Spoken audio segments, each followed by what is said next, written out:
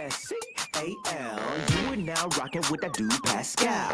We be going wild, Haitian in the building, so original. Got the haters catching feelings. Get your hands up to the ceiling and keep them held high, cause St. Louis isn't ready. Forget about it, goodbye. Hold on, we just saying hi. Five somebody, rise up weekdays. Catch us live, somebody, let's go. Good morning.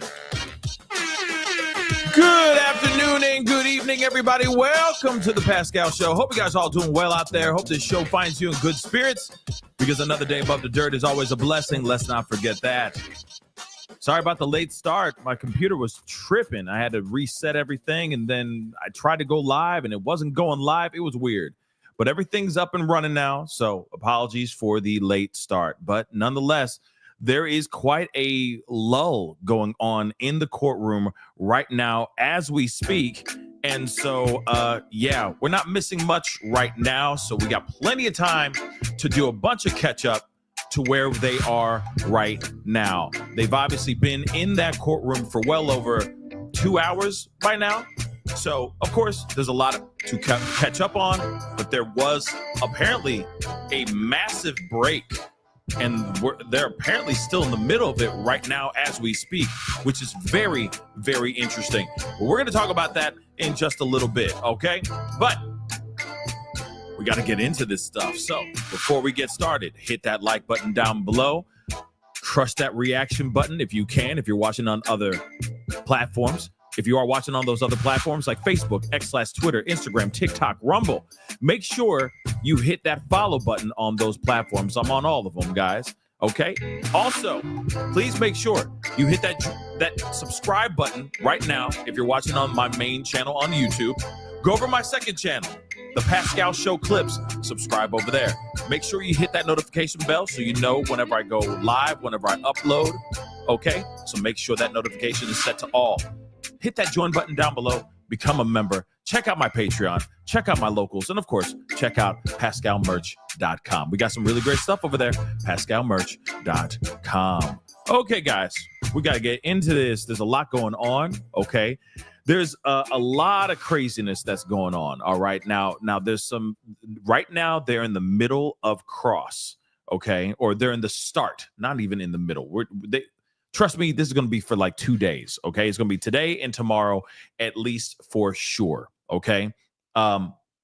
Defense is doing their cross-examination on this particular Jane Doe. Let's keep it real. I've been very interested to see how she's going to react, how she's going to, what kind of questions the defense is going to be asking her, and if they're just going to make a meal out of her, or if this is just going to be like, I don't know, a cakewalk for her. I don't know. The other question is she going to fold, or is she going to stand firmly in her beliefs and in her testimony? Because Bana fell apart. She absolutely crumbled during her cross, okay, which made it very interesting, especially after her testimony when she did her direct with prosecution, right? A lot of what she said just kind of fell apart and did not look so great, okay? Now, what's very interesting about this, all right, is that, long story short, we're all waiting for this cross, because this could make or break his whole case. Now, the other question still remains, is prosecution done after this particular Jane Doe testimony? We don't know. I know that there's a lot of people that think that she is that she's the last one, but there could be more people getting subpoenaed and being brought in to testify against Diddy.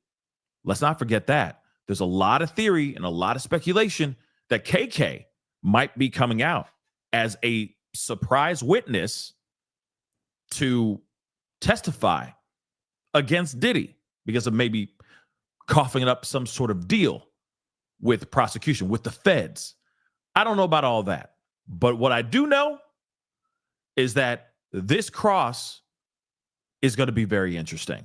And a lot of things have already been revealed in this cross. So this should be, like I said, this should be a fairly interesting, revealing, and maybe jaw-dropping cross-examination. done by defense.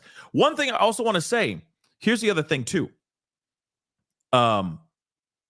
Is that true? I'm seeing somebody saying juror 6 has been removed. We're going to get to that. We're going to see what's up, okay? But what I was saying here, okay? One thing if that's true, that's interesting because I can see why there's a long break going on, right? If it has to do with something with the jurors, right? We're going to find out. We're going to find out very shortly if that's the case. But like I said, people are going to be coming out and saying different things, right? So we're going to look into that here in just a minute because we might have to jump ahead and then jump back, right? Just to find out what the heck is going on. But regardless of that, we'll get into that conversation, okay? Even Phenomenal Scorpio is saying that. Get up off me is saying that as well. Okay, juror number 6 has been removed. Yeah, G-Love, I want to know what's going on with juror 6 too. And somebody said the juror is a black man. Oh, snap. Oh, snap. Now, instantly, we instantly think, oh, he might have been a pro Diddy dude, right? Because of the color of his skin. But we don't know. He could have been on the side of like Diddy done. Or he could have been on both any side of the fence, right? So this is going to be interesting. We're going to look into that. We're going to talk about that in just a minute. But what I was going to say is we don't know if prosecution's done completely or not. They might bring up KK. They might bring up some security guards. But one thing is for sure, this has been a very interesting situation. Nonetheless, all of this, okay? Jane Doe's testimony, at least with prosecution, has been very wild and very confusing. There's been a lot of gray. It hasn't been very black and white, which of course, that's life. Life is a lot of gray. She's a victim, but she also is a flawed victim. But that's humans, right? That's us as people. We are all flawed in many, many ways. No one is perfect, and there's no such thing as the perfect victim.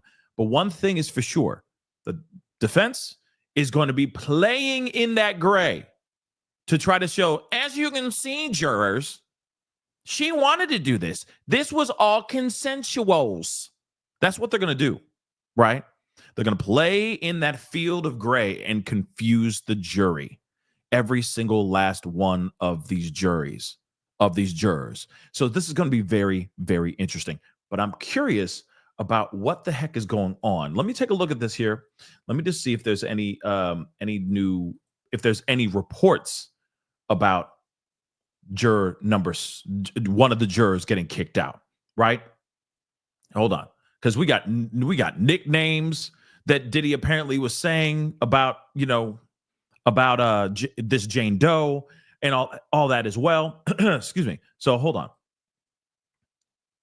So I'm just trying to see where this report of a juror. Oh, there it is. Oh man. Let's take a look at this. Okay, this happened 2 hours ago though. So that's very interesting. So I don't know why this allegedly happened in the very beginning of the day. Okay. So this is not like something this is not the reason why they're on this big pause or there was a big break that they were doing right now or, that they're in the middle of. This has to do with one of the jurors getting taken out. Okay. So let's take a look at this. That's very interesting. So this started at the very beginning of the day. What? Damn! Diggity damn! Okay, so this is pretty wild, okay? Pinar, thank you so much for the super sticker. I really do appreciate it. Thank you so very much. So let's take a look at this. What? Okay, let's go back. All right. So there was a rule on Jane Doe's notes reflecting alleged fraud to induce her into hotel nights are admissible. Okay. Despite the defense basically saying, we don't want those notes being used, right? Yeah. This particular juror was kicked out of the courtroom. So we're going to get into that, okay? So Bana said clearly the balcony incident took place on and this is what the defense is saying, because they're saying that she clearly said everything took place on September 26th, okay? We believe that she perjured herself and that they knew. The government elicited that all injured were at the same time, right? The judge says, couldn't we just say that the government screwed up, giving Miss Westmoreland a rare Perry Mason moment? See? Even judge says Perry Mason. Look at that. He's been watching my show. Wait, are you watching my show, Judge? I'm honored. I am honored. He said a rare Perry Mason moment. Yeah, Perry Mason, like I've been saying, giving Miss Westmoreland a rare Perry Mason moment in federal court that defense back in its war zone could say, so that they can go back in their war zone and say, great job. And then they're saying, well, she did do a great job, but they had Cassie say she seen it, right? Yeah, he's like, he wanted a Perry, Miss Westmoreland just wanted her Perry Mason moment, her big reveal. Don't you see? Man, didn't I say that? Didn't I say it during the cross on Bana? I was like, they are trying to get their Perry Mason moment. Did I not? Crazy. All right, so moving on. This happened years ago. Bana had taken lots of substances. Thank God she's sober now. This is the judge saying this, right? So then out of nowhere, Mr. Steele, this is what prosecution said, Mr. Steele also tried to move for a mistrial because of what Bana was saying, right? So judge says, well, he said he was going to move. So defense says, we object to juror 6 being stricken. It's under seal, but everyone will be heard. This is what the judge said. So maybe there was a little banter back and forth. You know what I mean? People talking over each other. This is why I want to know. I really want to know what the hell's going on, right? I still really want to know what the hell's going on. Why this particular juror is being kicked out, right? And of course, the defense is like, no, we want that juror. Why? Is it because he's black? Is it solely because he's a black man? And that this particular person, they're thinking that would be more on the side of Diddy. Maybe they think he's a Team Diddy guy solely because he's male and because of the color of his skin. I mean, let's be real. That's exactly what they wanted. Okay? That's what they want. They want more people of color in the jury, right? So this is very interesting. So moving on. Yeah, I know. I do. I just read that. Somebody said, you need the Perry Mason soundbite. I really do. I'm going to work on that. Okay. These long shows, you know what I mean? It's these long shows. As soon as we get done, I'm wiped out, and then I'm like, let me get as far away from this office as I can, because these are long shows, y'all. These are very, very long shows. But hold on. Coffee break. So that's the thing. Is it confirmed that this juror was kicked out? Okay.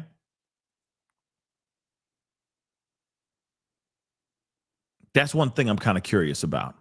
All right.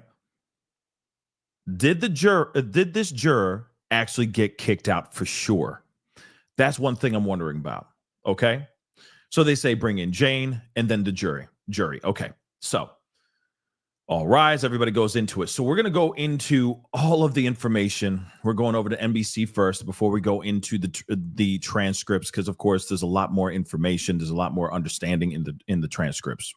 In the they fill up the holes. Like, I like it this way, where you go to like say NBC and then you go over to Inner City Press, because a lot of times you're reading the Inner City Press's shorthand transcript and you're like, what he mean? What's going on? What? You know what I mean? What he mean by that? So I try to, get here before I go over there and then read the transcript, just so you guys know. It's a little bit easier at least for me. It fills up. Yeah, it is filling up the holes. Okay, pun not intended.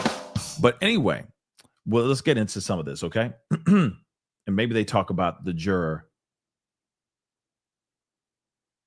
Of course, maybe they talk about the juror here too.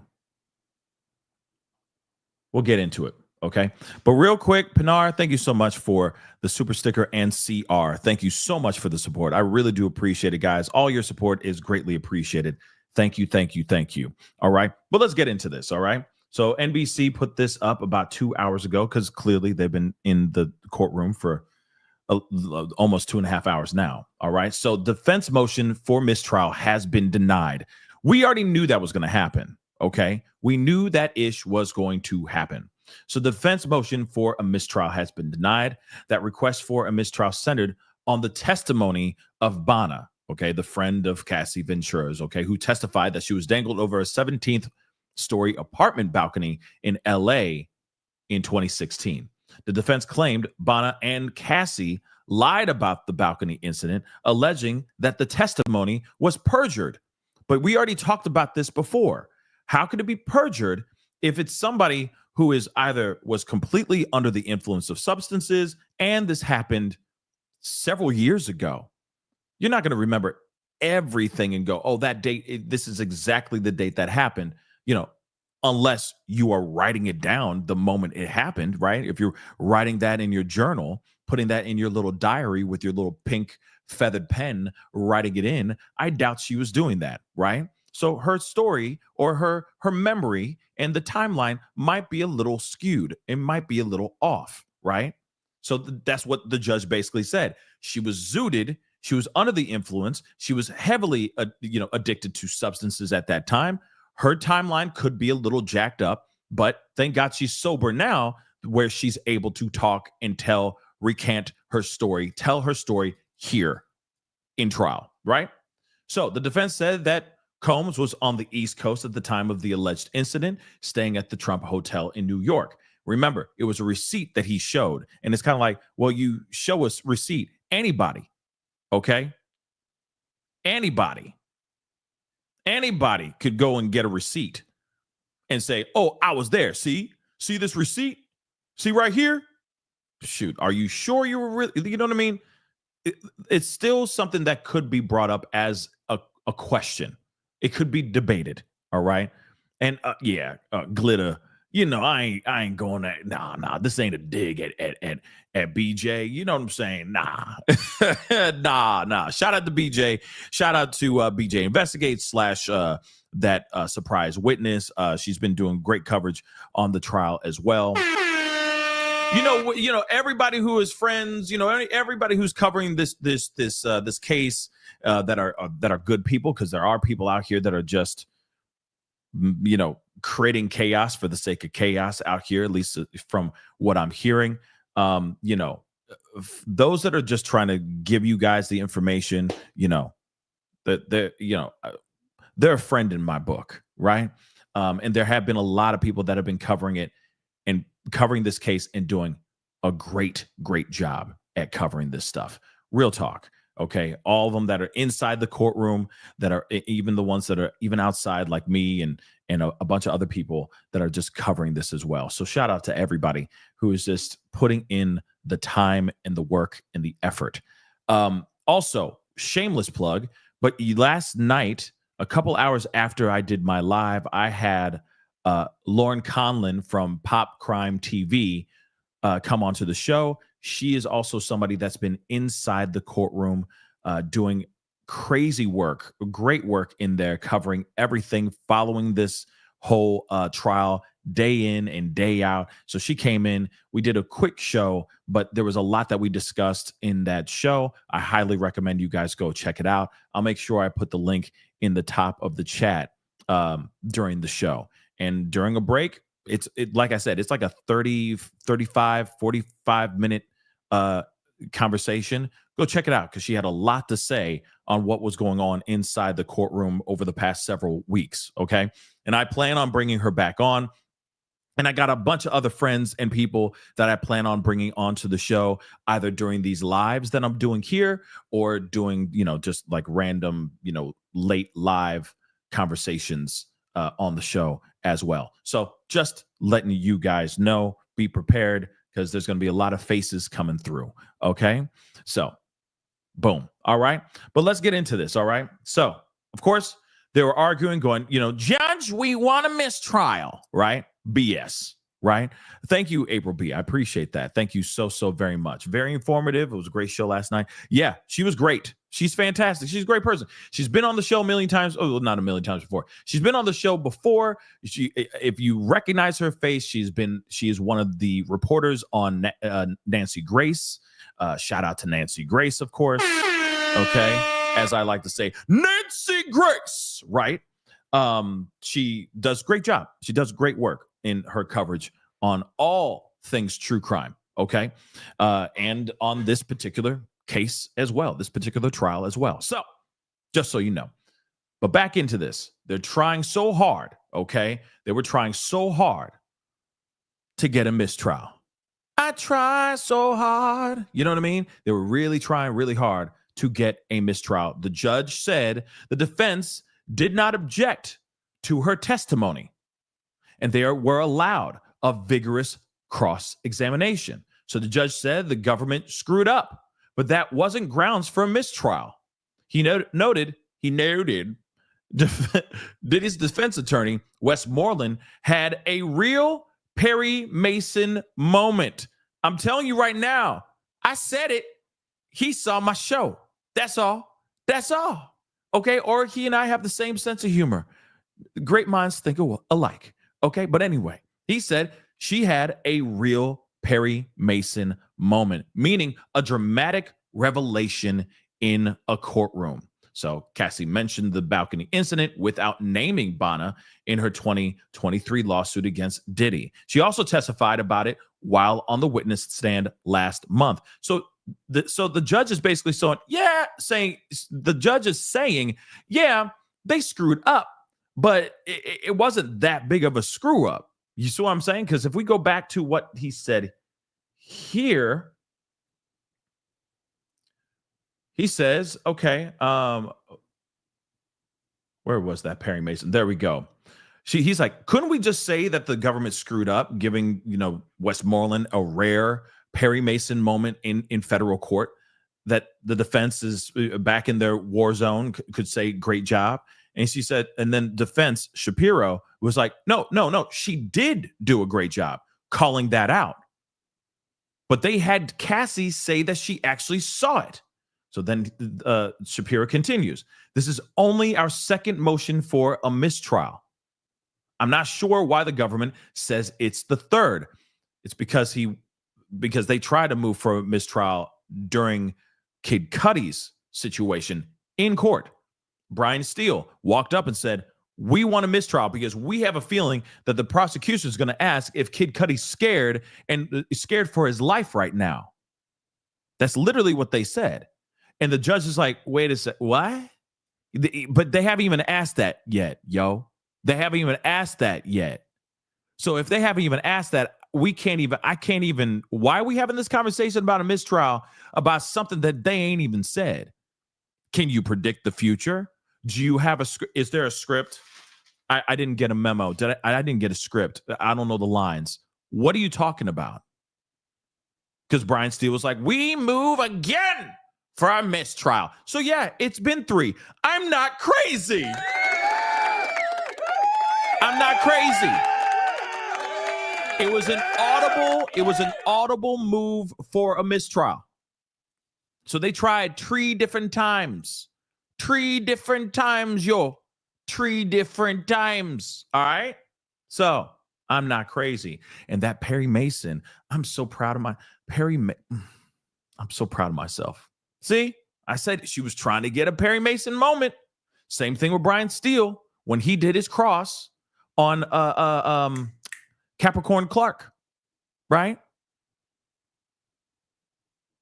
Or no, I'm sorry, Mia, when he had Mia, okay? So it's 3 different times, yo. They just didn't put that in, they didn't put that in paperwork, okay? They didn't file that out, but he said audibly, I move from mistrial, Your Honor. He's about to say, prosecution, these 6-pack of white women are going to say that they're going to ask that question, is Kid Cudi scared for his life because of Diddy? That's what they're about to say.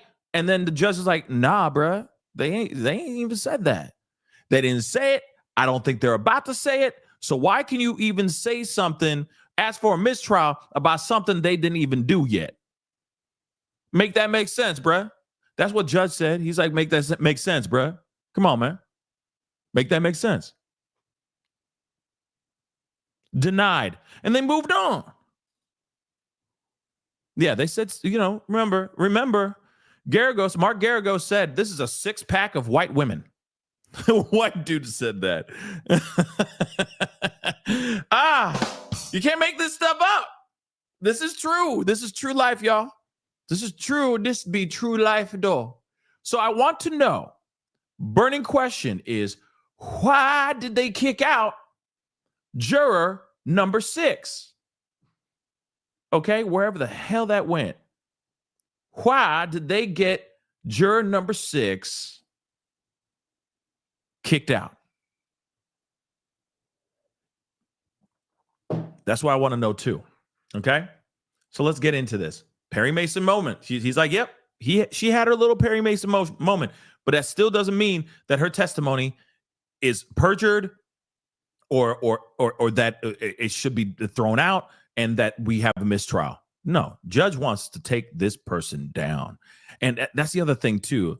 Okay, Valerie, thank you so much, Valerie. Valerie, I'm curious about this too, right? Was this juror paid off? And they found out. But here's the thing though. If he accepted a bribe, like Nicole B just said, maybe juror 6 accepted a bribe, then we would have heard about that. And Diddy would be in some serious trouble. The judge would be like, excuse me, move out the way. I need to talk to you, Diddy. You know what I mean? Wouldn't that be grounds for something? Wouldn't they say, okay, we need to pause this entire trial because the jury pool has been tainted? Wouldn't they say something like that? If something bad and illegal happened?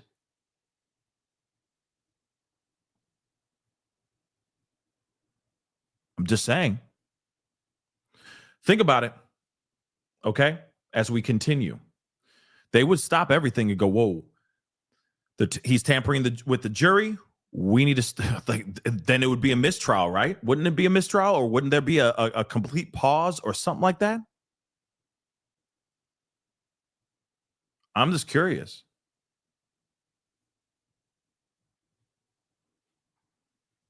So, something to think about. Let's continue.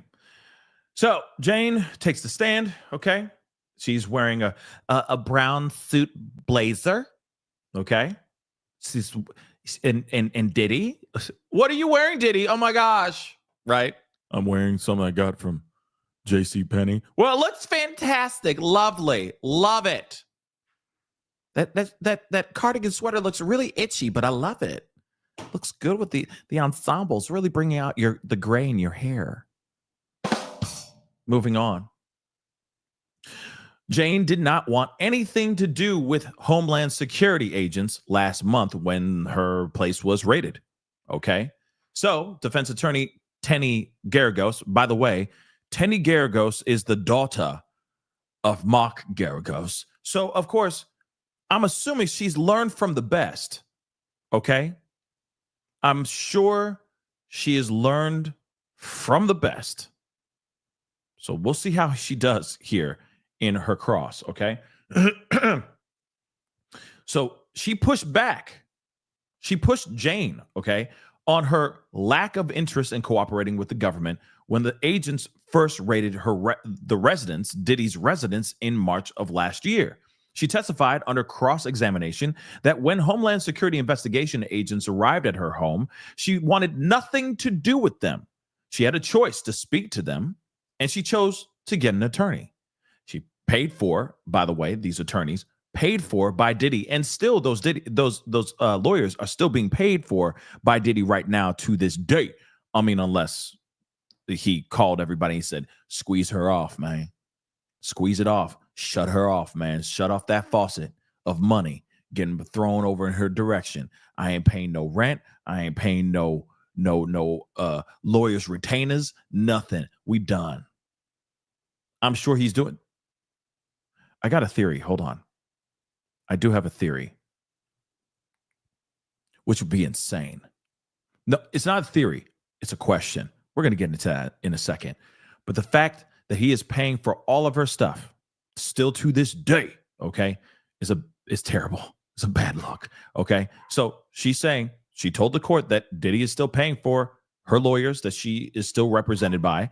And then, of course, her rent is still being paid for as well, at least for now. So after her arrest, she confirmed that she met with a grand jury after the government granted her immunity. So again, she got immunity as well. She's like, I'll tell you everything. I'll rip the mother loving knob off this ish. Okay.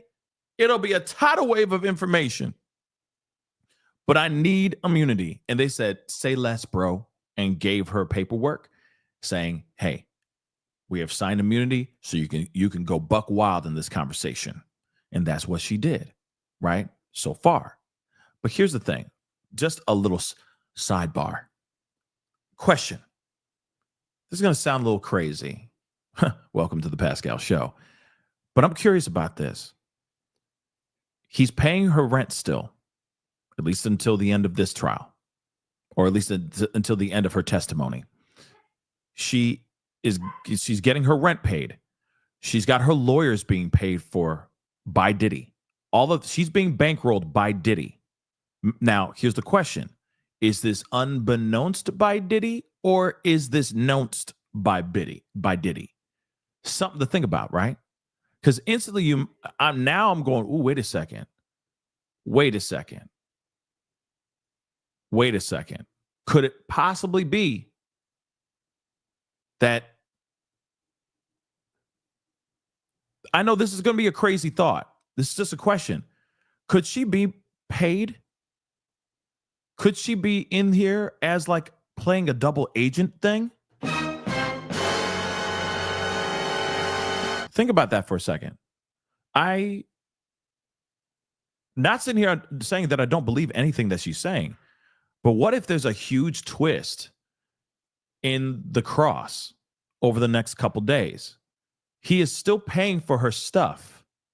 So she's still, quote unquote, almost like an employee for Diddy. So she's still getting paid by Diddy. Her rent, her lawyers, etc., right? She takes the stand. Now, she could be just bamboozling him because she's like, F him, he ruined my life, so on and so forth. I get that part. I can see that angle.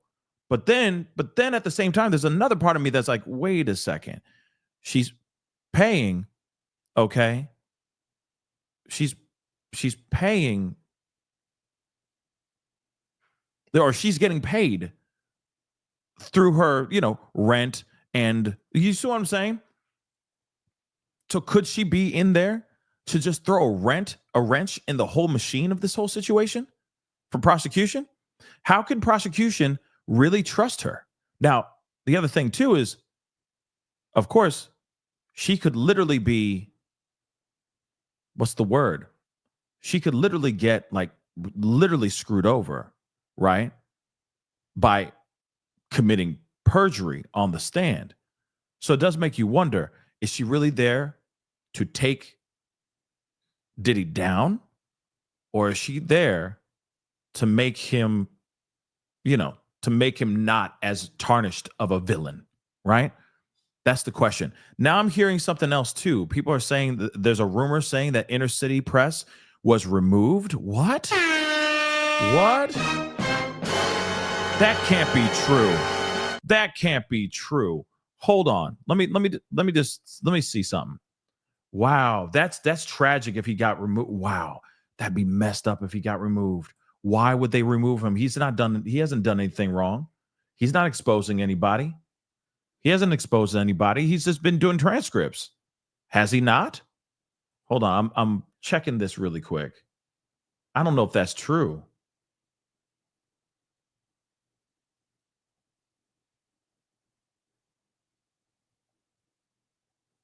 Hold on. I'm just checking because I figured he'd respond to something. And it is weird because he hasn't said anything, y'all. Yeah, let me show you. He hasn't really said anything. Wow, so much drama in the LBC. Wait a second. Because, inner city press break for now. And then still, it's been what? Over an hour since he said anything.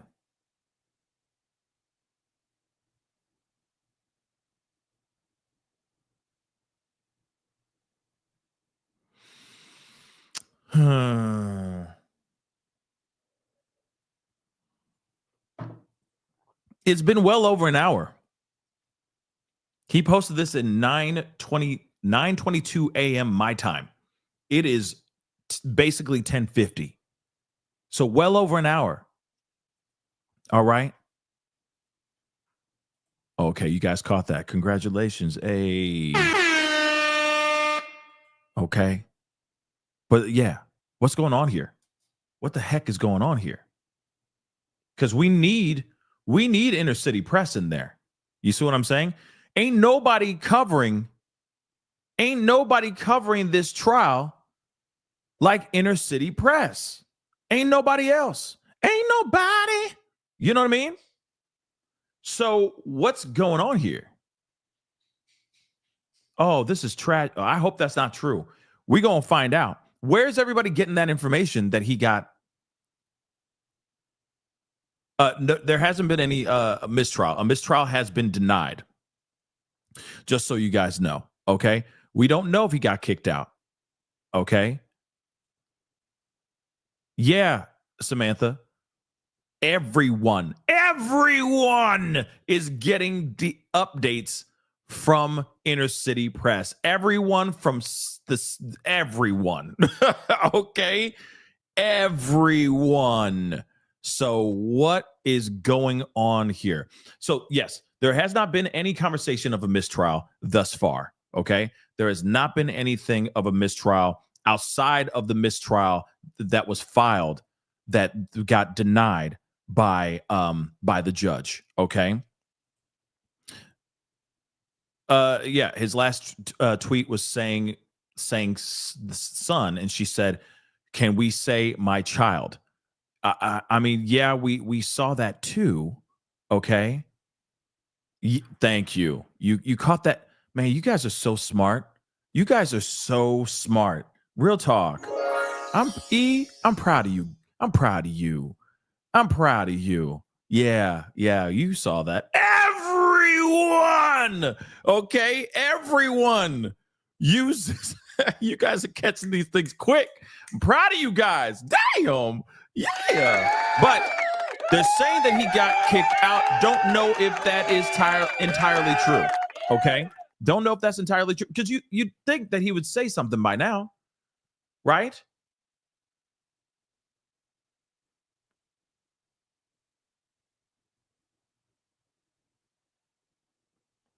I mean, and I'm guessing he could he have, did he correct it? And here's the thing though. He can't get in trouble for saying, he can't be in trouble for saying this. For saying, you know what I mean? It was asked. It was asked. So it's not like, you know what I'm saying? It was asked. She said it out loud. So you see what I'm saying? He's putting this thing, he's just tweeting out what is being said. That's it. Like, it's not like that's something that was instantly redacted. You know, for a fact, the stenographer in the room is still typing out exactly what Garagos said. So I don't think that that's that. But let's get into this, guys. We'll get to that. That's just so interesting. In fact, let me see what they're saying. It's the latest update. Okay. But this is, NBC, CNN, Washington Post, ABC News, all of them are saying things that are, you know what I mean? they're a little bit behind as well. Okay. So let's just get into this. So she wasn't having it when the Homeland Security showed up. Okay. She was not having it. I hope inner city press is okay. I hope that everything's all right. True. Real talk. That's what I was trying to say. I really, really hope he's okay. Because, I mean, clearly a lot of us, everyone, okay, is saying stuff. Don't worry, we're going to get the CNN too. Don't worry. That's why I said, if you see all the windows up in top, you see all the windows that are open on this page, we're looking at Washington Post, we're looking at ABC News, we're looking at CNN. Okay, we got all of them. So don't worry, we're getting into all of them. All right. So hopefully he's okay, but we don't know anything yet. So let's just hold out. Moving on. So here's the other thing. She says she's still in love with Diddy. Asked if she loves Diddy currently to this day, she says, or she told the court that she does. Under cross-examination, Jane confirmed that she wanted to be close to her partner. Jane testified that she liked to take care of him after hotel nights and called out Dateline as one of his favorite shows. So she told the court that she felt as if her partner was trusting her in a vulnerable moment. She was made to believe it was special and didn't want to judge him. For the freak-offs, for these hotel nights, okay. Jane also says she broke her own boundaries to make Diddy feel love. You know, I don't know about you, but the word love, it just makes my skin crawl now. Okay. It really does. It does really make my skin crawl. Real talk. Yeah. Now the word love, it's like, you know what I mean? Especially just within this trial, within this case, the word love, it's just weird now. You know? It feels so fake. Does that make sense? It makes sense to me, I guess. But anyway, so she says she just, she would break her own boundaries to make sure he was happy, right? So Diddy's offers of love and affection were the only reason Jane said she would enjoy these hotel nights, which is the phrase she used for the nights that Diddy would watch her with these S workers. She told the court that she felt trusted by Diddy in those vulnerable moments, saying that she was, quote unquote, breaking all of my own boundaries to make him feel loved, even as it became hard for her to do. Okay. And of course, she just wanted Diddy to be satisfied. She wanted him to be satisfied. For Jane, breaking up was hard to do. Breaking up is hard to do. Isn't that a song or something like that? But anyway, the witness said that she fell in love with Diddy, but didn't understand what conditions would come with that relationship. Yeah, because he dragged her in. He did all this stuff. Then he said, surprise, bunch of dudes, slapping their hogs in your face. Congratulations. You've entered into freak-off nights. You know what I mean? She didn't know that was going to happen. She didn't sign up for that in the very beginning. She was excited about being with him. And then next thing you know, she's like, 2 blinks of an eye, she's got dudes standing on top of her. You know what I mean? That's crazy. So he introduced me to this lifestyle under a lot of emotional pressure. I was so hooked from the beginning on the love and affection. I fell in love with him, and I didn't understand the terms of the relationship. How did you not understand the terms of this relationship? I mean, as soon as you do the first one, and then you realize that there's a second one happening like the following week, instantly I'm going, wait a second. Schnookums, is this going to continue happening every week? That's instantly what I'm asking. Okay? Like, yeah, it was cool. Yeah, it was crazy, right? Yeah. But Schnookums, I just need to know, is this going to keep on happening forever? Because I don't know if I can handle, I don't know if I can hold up to this. You know what I mean? Real talk.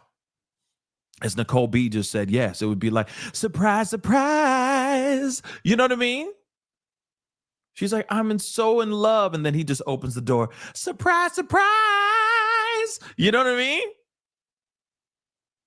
So she came to understand that having freak off S with these strange ass random scallywags might have been a part of the deal. She figured that out. And I'm wondering when she figured that out.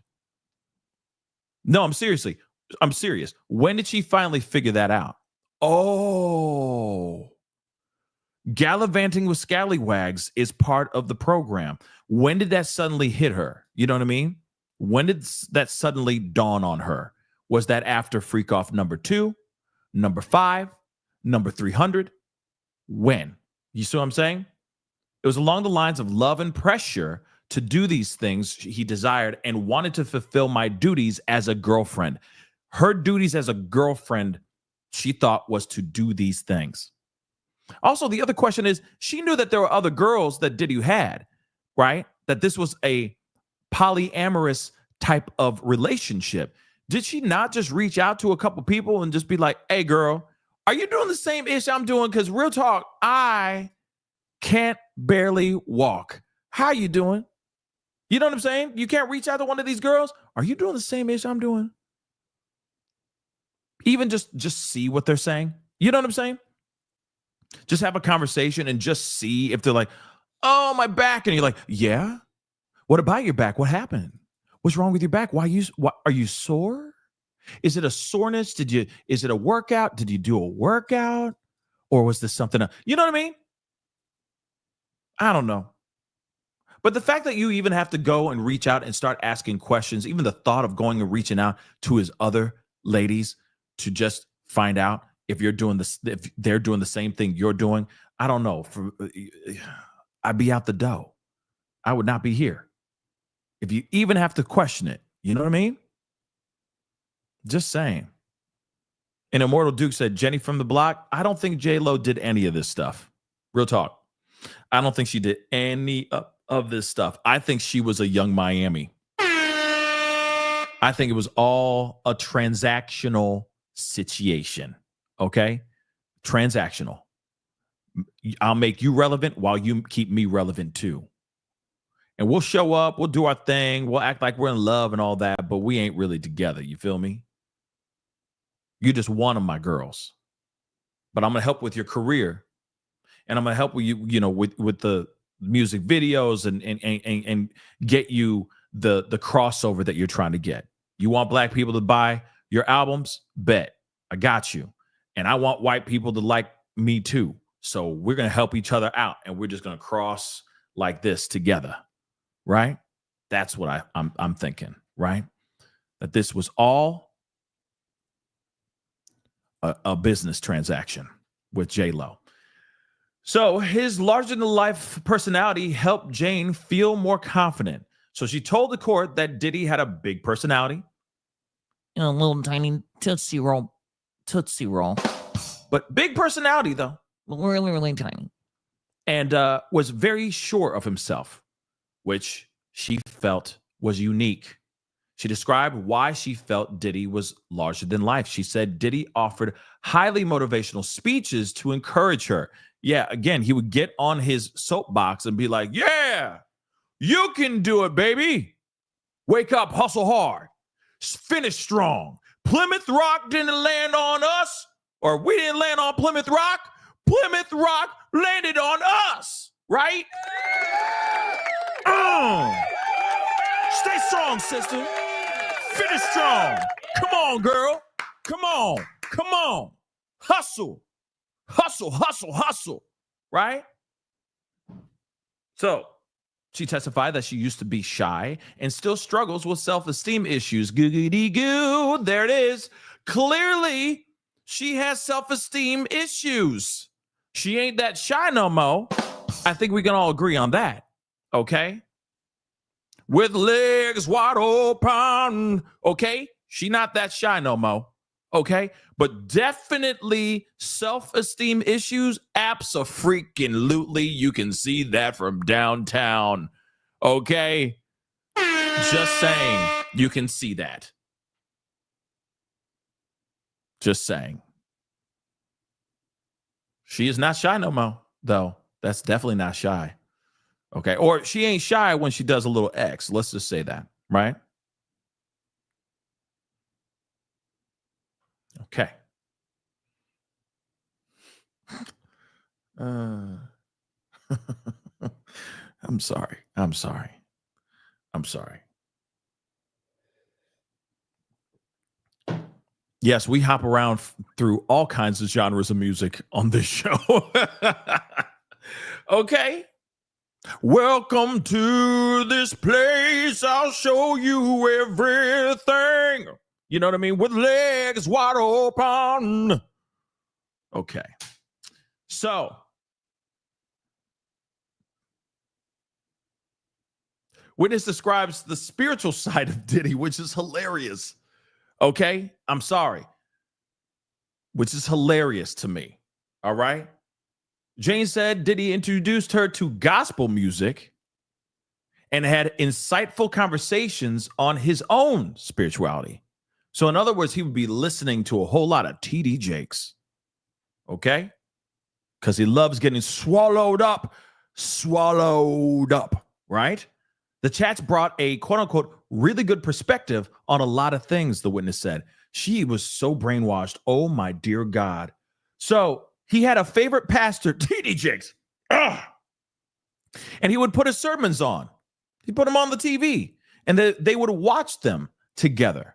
And he would send me sermons and would watch it. And I would watch those on my own. Brainwashed. How can you think about God? How can you bring spirituality in a situation like this? See, we are still good people. We are still God-loving people, but do this, snort this ish, take this pill. S that man's D. You're going to go in there and you're going to S that D. That sounds like a phrase they would say in like a one of those TV game shows or something like that, right?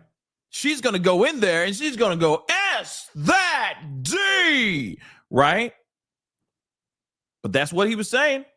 And then at the end, he's like, yeah, I want you to read this or listen to this from the great Pastor TD Jakes. After doing all this unholy stuff. Okay? Mommy, no, daddy's getting hot at the body shop. Doing something unholy. Come on now. Anyway, defense pushes Jane on financial support from Diddy. So under cross-examination, Jane testified that to how much Diddy spent supporting her financially, agreeing that Diddy has wired her around $150,000 during their relationship.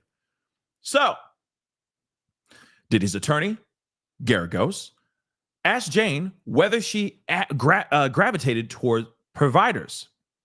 Yeah, in other words, they're like, are you a money-grubbing you know what I mean? Are you a money-grubbing heifer? And she said, Jane responded that she ideally wants someone who is a partner and a provider.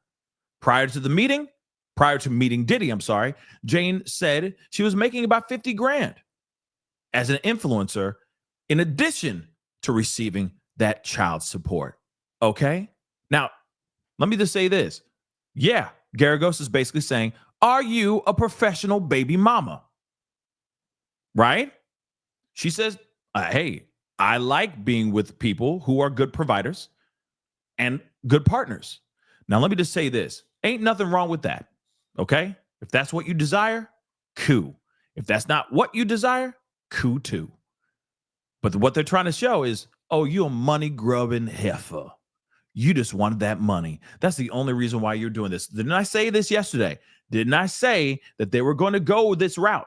That they were going to try to say, oh, she's just about that coin. That she's only in this relationship because of the coin. This ain't love. This is all transactions, right? Let me tell you. If you find a good person that can provide, is a good partner, like actually a really good partner, hold on to them, hold tight for life. Okay? There's nothing wrong with wanting to find a good person that is a good provider and a good protector. Okay? There's nothing wrong with that. Okay? No shame in that part. Everybody wants to be protected. Everyone wants to be financially stable. There's nothing wrong with that. But what they're trying to say is, hey, were you doing all this ish solely for the coin? And of course she's saying, no, I love the man. He was a good, I liked that he was successful. I liked that he had that money. I liked that he was a provider and he could protect me. Sounds like any person would respond in that way too. But we'll see what happens, right? So here's what's also crazy. He would call her, okay? He would call her the nickname. I'm just going to rhyme. You can see it right there. I'm just going to say snack pipe, okay? He would call her CP, snack pipe, okay? Them rocks, okay? Because I guess she was so fantastic, she was addicting, right? So Diddy said that he enjoyed being with Jane and gave her an edgy nickname to go with those good times, okay? Good times, right? So, according to a text message shown in court, they had just returned from Turks and Caicos Island in 2023 when Combs reflected on their fun trip. He says, get your rest. You are the snack pipe. That's my name for you now. Snack pipe. I'm going to call you snack pipe. A very good time together. That's what he said in a voicemail, played in court. He said, you so good, you like that rock. Yeah. So now she has the nickname of something that has torn the black community to shreds. Yeah, that's fantastic. Right. Yeah. Because that rock, black community, the myth, okay, that other stuff, that myth, them crystals, that's for the white community. Okay. Let's just keep it a bean. All right. Plenty of people are addicted to it, of course, but you know for a fact there's definitely a difference. All right. So he would call her the CP. All right. So anyway, so he would use paying her rent as a tool. So she justified that there were times that Diddy used paying her rent as a tool, saying it was something of a reminder. She recalled one argument when she was depressed over hotel nights and hit a wall when she was on a phone call with Diddy. She testified that Diddy asked about her needing 3 months' rent. Jane told the court that it didn't feel genuine, and they exchanged nasty text messages, one of which included her saying that she's not one of his exes. She's not either of his exes. She's like, I ain't no Cassie, right? I ain't no such and such, and I for damn sure ain't Gina, right?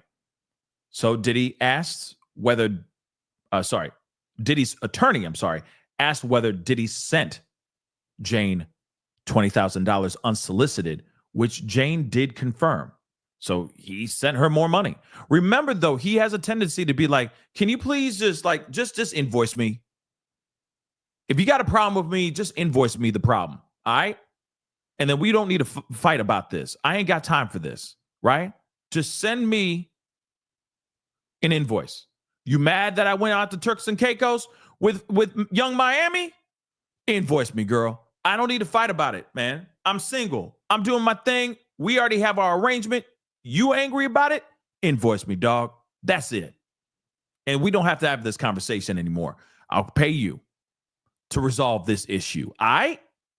So $20,000 could be that situation, right? He was like, I'm tired of you nagging. Stop nagging. Damn. Invoice me, right?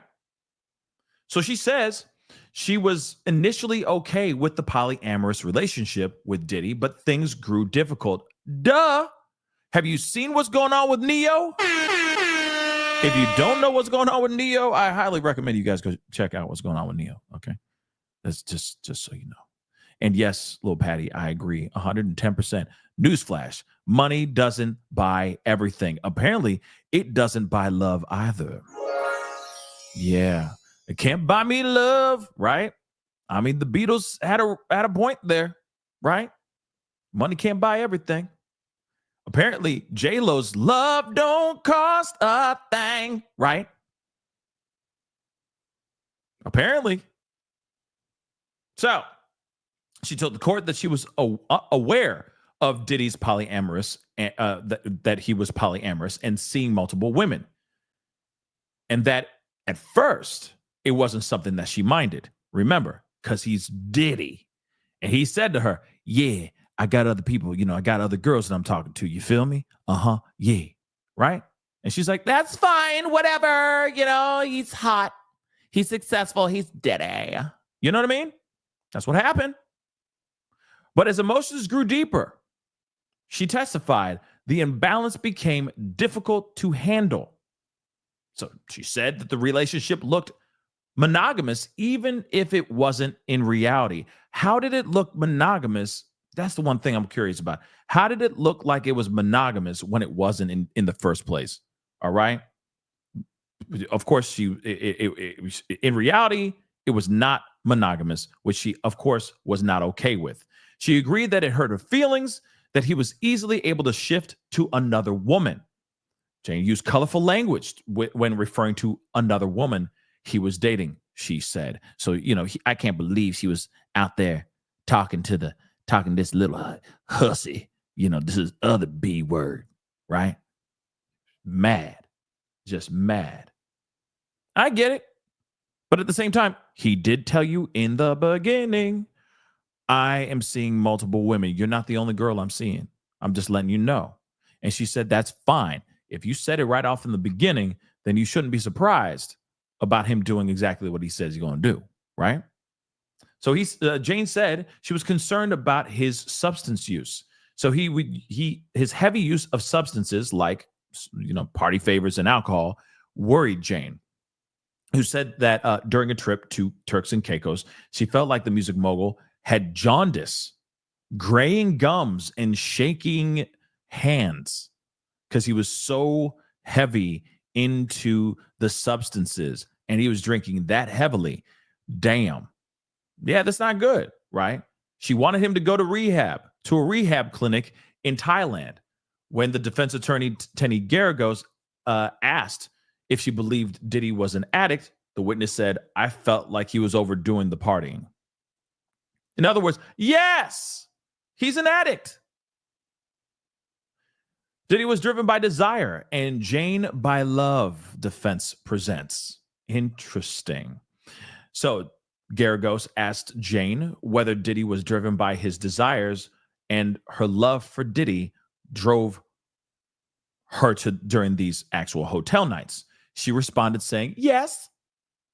Jane testified that she told Diddy multiple times that she didn't feel comfortable engaging in these hotel nights as time passed. She also testified under cross-examination that she loved the attention and the affection that she was getting from Diddy, okay, during those nights. Like I said, a lot of gray, okay? A lot of gray, right? So let's continue on. Jane was curious about Diddy's need to see her with another man. So she testified that she came to understand that Diddy's desire to see her having relations with another man was an exercise of sexual curiosity. Oh, wow. That maybe he's a little, like I said, he might be zestfully cling. Maybe he is that, right? Maybe he is a little, he likes to bat for both teams. Maybe that's what it is, right? And he was curious, right? I was trying to figure out, this is what she said. I was trying to figure out the relationship, and I came upon the word cuckold. I can't say that word out loud that much. Okay. A man, that is turned on by watching his woman have relations with another man. I just wanted to know what was driving him. She said she believed it could have been an interest in being bi, but Diddy could have been, quote unquote, too scared to do the act himself. making these freak-offs the next closest alternative. So real quick, let's get into some of this. I'm still kind of curious as to what the hell's going on with Inner City Press, but we gonna get into that. Okay, let's get into some of this transcript, and then we'll continue on. Okay, hopefully he's still in there. If he's not, then we'd love to know what happened here. Okay, but we'll see what happens, right? But moving on. So you're testifying against Mr. Combs. I'm testifying against him? Question mark. Okay. Wait, hold on. I'm sorry. Jane, we met before, right? Then you stopped meeting with the defense. That was your choice, right? She says, correct. So you're testifying against Diddy then, right? I'm testifying against him. How many times did they prep you on how to be cross-examined at this trial? Maybe about 2 or 3 times. Did you bring in other prosecutors to cross you? Yeah, I did. And they granted you immunity at the grand jury, correct? Yes. You said that you had regret about some of the choices you made with Mr. Combs. If you have it, I'd love. Oh, I guess I guess there's some sort of text messages or something like that. If you have that, I'd love to take a look at that with you. Continuing on. Your choice to participate in that lifestyle for many years. I guess it was your choice to participate in that lifestyle for many years. And you don't want to break up with him right now, right? I did not want to. You had relations with other men for years. I resent the emotional control. I was hooked from the start. There was pressure to perform these acts my lover desired. You used the word partner again and again on direct. He was your partner? Yes, he was. You said you're having trouble answering your for yourself on why you had relations with these men. Yes, true. Are you in therapy now? Yes, I am. Do you still love Mr. Combs? I love to spend time with my partner. You wanted to cuddle with him? To give him foot rubs? You said, objection to counsel making herself a witness. That's interesting. I love to bathe him and we watch his favorite show. So yeah, she would just cater to him, right? She just wanted to cater. She wanted to be submissive as fuck, okay? She wanted to just do what he wanted, right? But not the actual acts with other men. She just wanted to be in this stuff, rubbing his feet, bathing him, probably feeding him grapes for crying out loud, and then watching his favorite show, right? Which apparently she says, what was his show? What was his favorite show? And she says it was Dateline, which is hilarious and very interesting. Okay. And I'm sure he was watching Dateline episodes about him after he got arrested, or, after the lawsuits dropped. But moving on, did you believe that he was not doing this with anyone else? See what I'm saying? I would ask if he is doing this with other people, right? And then reach out to those girls and be like, so how did you get through every single night, right? Do you have any tricks? Epsom salt. You know what I mean? During this period, during this time period, you'd look at his messages as well. Yes, I did. He was vulnerable in those hotel rooms, and I share that with him. It was very conflicting. I was breaking all my boundaries so that he could feel loved. This, you believe, brought you two together. Yes, especially the love making afterwards. That's why I enjoyed it. You try to be very sexy to him in these rooms, right? I think I was being sexy in those rooms because you're a beautiful woman. Did you choose the actual wardrobe yourself? Initially, he did. He liked baby oil. It turned him on? Yes, it did. How old were you when you started the relationship with Mr. Combs? 35. What examples of your fantasy talk? What are some examples of your fantasy talk in those rooms? He would have me and this entertainer be in a role play, kind of like a cheating role play, uh, like as if Diddy left town. How high were your heels? Shoot, 6 to 7 inches. Usually, I'd wear 3. Usually, in real life, normally I'd wear 3 to 4 inch heels. That's some high heels. Okay. You wanted your child to be closer to your to your child's father. Yeah, you wanted your child to be closer to your child's father. But did the father ever see the child? What does that have to do with this? Who would fly who would fly weekly to Miami to see Diddy? I guess would you fly weekly to see Diddy in Miami? Sometimes. So we listed 5 voice notes in which Diddy sounded angry, but he'd send you thousands, right? Yes, he did. Why did you feel he was larger than life? He was just a bright light. He introduced me to the gospel.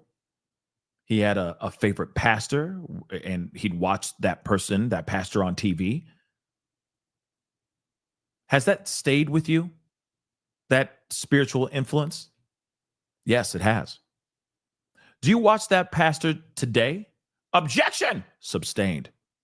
Sustained. I said substained. Sustained. How much did he invest in your dress line? About $20,000. Why did you join OF then? If I couldn't get off of it, I would. The financial need. Diddy gave you money throughout the relationship in 3.5 years. Does $150,000 sound about right? Yeah, I would assume. You told the government you gravitated toward providers. Yes, as a woman, I like that. There's nothing wrong with that, guys. If that's what you like, that's what you like. You called the house. You called the actual house that you lived in our house. Later, I did see it as my house. You thought it was important that your staff not know about the entertainers, right? Objection! Overruled. Right. I did. And this is the reason why you go to the house, and that and a yard for your kid, right? And of course, I'm being careful here too. So I'm saying kid. So she says, can you say my child? Because of course, in the transcription, we have gender being named, okay, of the child. Him gone. Him gone. It's been hours, y'all. It has been hours. This is insane. Yeah, it's been 2 hours since Inner City Press was in there. This is insane. Hold on. Oh, I didn't mean to do that. Hold on. I'm gonna check something off camera, off screen though, just to see what's going on here. Okay. Blah blah blah. I'm just checking a few things because you'd think that he'd be out here saying something by now, right? You'd think that he'd be saying, oh, yeah, what had happened was such and such thing happened. And therefore, that's why I'm not here. Unless he broke it up. This is so odd. This is very strange that he would just not that he would just not say anything. But hold on. I got a super chat here that I'm going to grab. Donna, thank you so much. Jewel Manzi is covering the trial. I'll take a look. I'll take a look at that too. Let me see. Hold on. How do you spell that? Okay. Thank you so much, Donna, for the heads up. Hold on. Let me see. Just checking some things off.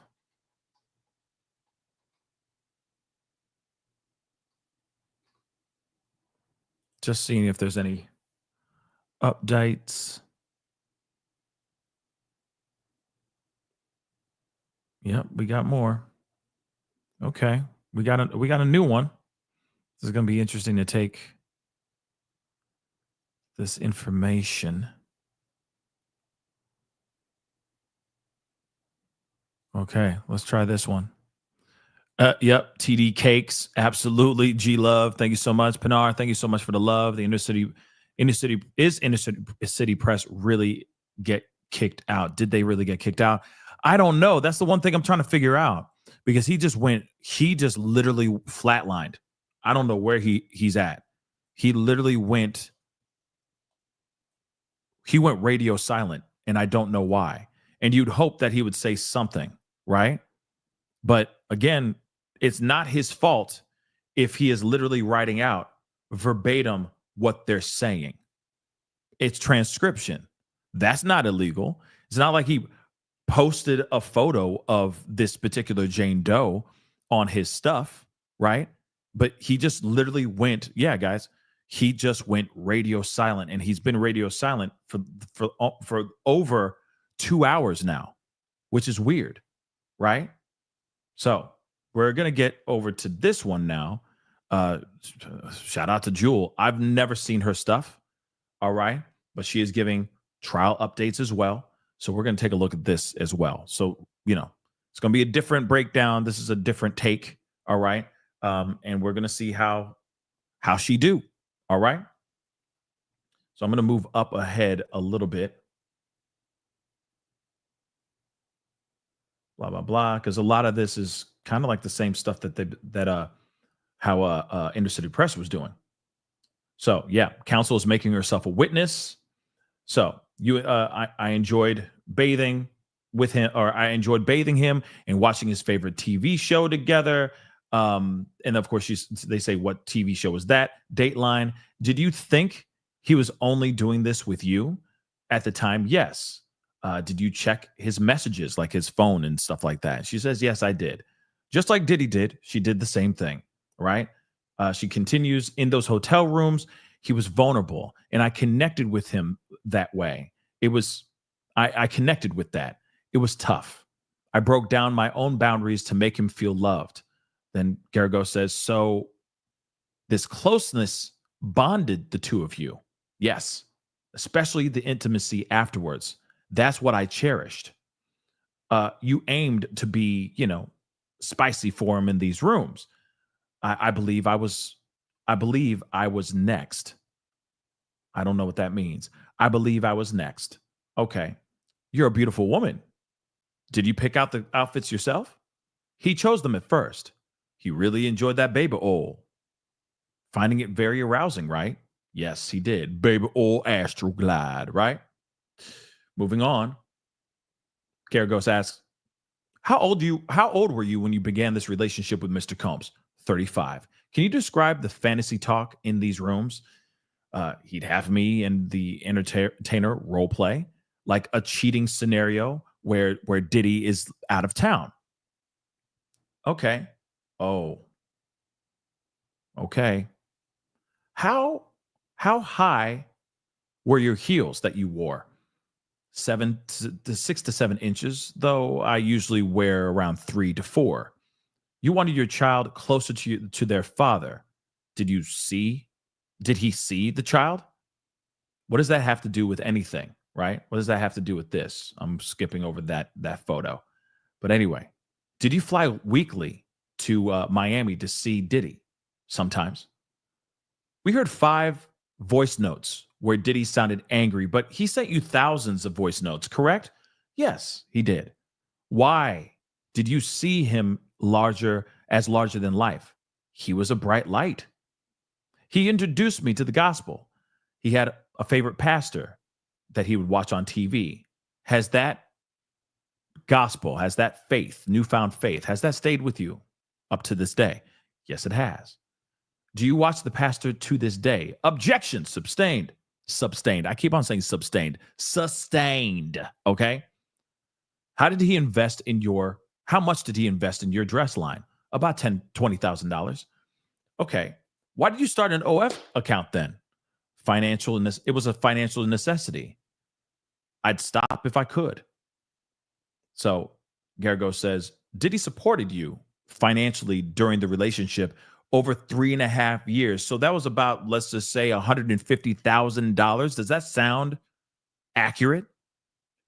I'd say so. You told prosecution you're drawn to providers. Yes, as a woman, I appreciate that. You referred to the house as our house. Yeah, but later I saw it as my house. Okay, note that Jane has already testified that Diddy's love and affection led to her to join these hotel nights with S workers, breaking her own boundaries to satisfy him despite her own personal struggles. So Garagos continues. When you met Diddy in 2020, you were earning money as an Instagram influencer, correct? Yes, I was. And you were also receiving about $4,700 a month in child support, correct?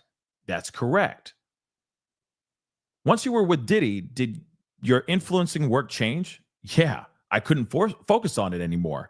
It felt like I felt like I only reached about 10% of my earning potential during our relationship.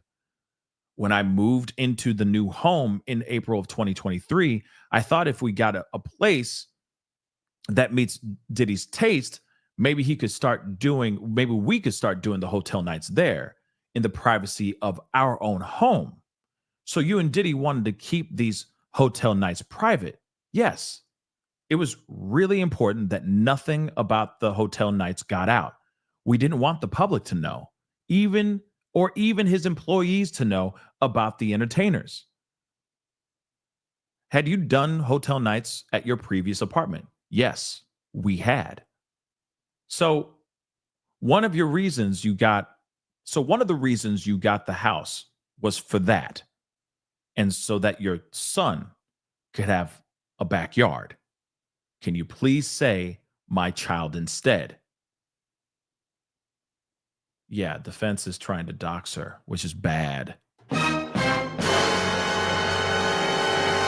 By the way, she said she wrote out the word too. I just read it on accident, but she said that she gendered the child in her posts. She is not getting kicked out. So there's that. So I don't think that that's the case. Something must have happened. You never know. Maybe he ate a bad breakfast burrito in the morning. He had to just blow up the bathroom. You never know. Anything's possible. Anything's possible in inner city press. So I'm hoping he's okay. Real talk. I'm a little worried because he's been doing a great job in covering this whole thing too. But of course, this P Diddy trial updates is doing it's very good too, very thorough as well. Okay. Shoot, I better follow. I'm following. But again, real quick, Pinar, thank you so much. Maybe last week he showed the happy birthday video. Yeah, he did show that video. Okay, that's how we saw it, right? I was like, oh, what's this video? Click, and we checked it out. It's like, oh, that could very well be that person. So that did happen. Maybe he's getting in trouble, right? And he's banned for just 24 hours. Maybe that's the case. Maybe that is. Okay. Maybe. We'll see what happens. G Love, thank you so much for the super chat as well. I just went on ICPX social media, and it's pinned to the top of the page that they were banned for 10 years of reporting on the UN. Interesting. Interesting. Huh. Okay.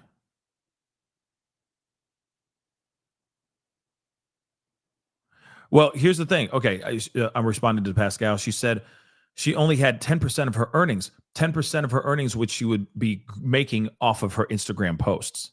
So she's an influencer. So obviously, there's ads, there's sponsorships, etc., that she could be making. And apparently, she's saying she was making only 10% of her earnings of at that time because of doing all these crazy freak off nights, right? Cassie had a career, Young Miami had a career, even Diddy's engineer baby mama had a career. Yeah, you ain't wrong, but she just see, that's the thing. I think that people are going to be looking at that and go, wait a second, you say you couldn't do anything, yet you could have done things because all these other people were still able to do jobs, right? Cassie still did work. She still did photo shoots. She still did music, etc. Like I said, but still at the same time, she wanted, maybe that's the argument. People are going to think that she wanted to be she just wanted to be a kept woman, or she wanted to be a glorified concubine for Diddy. That could be it too, right? And I can see how the defense is going to try to paint her out like that. You see what I'm saying? You knew exactly what you were getting paid for. That's why you didn't need to do any other jobs, because you were enjoying the downtime was a lot of downtime, and then you would show up and do these crazy hours of freak offs. You knew exactly what you were getting paid for. You look at the spoils that you had, the home, the yard for your kid, all that stuff, right? So again, that could be it too, right? But we'll see how this transpires. Let's continue on. This is where Inner City Press kind of stopped and disappeared. But I'm going to keep an eye on Inner City Press because, like I said, they've been doing a fantastic job. Moving on, though. So Garagos continues. I'm showing the jury some of the text messages and audio messages with Diddy from March of 2023, right after the Turks and Caicos trip. So you testified earlier that during that trip, he surprised you with an entertainer and a hotel night, which caused an argument, right? Yes, it really upset me, and it affected us for a few days. Okay, but in the messages you two exchanged, in the text messages you exchanged afterwards, you both sounded affectionate. Diddy told you he loved you. Yes, that was in a voice note for sure. He also mentioned something about a quote unquote contract. What exactly is that? Oh, he's referring to our love contract. After we agreed on it, he rented me a home for $10,000 a month. And you recorded messages back to him, and your recorded message back to him, would you say you sounded happy in that message? Yes. I told him I had so much fun on the trip, that I loved him, and I felt closer to him. You said everything just feels good, and I'm so happy. That's right. I did have fun with him. Ruh-roh. Okay.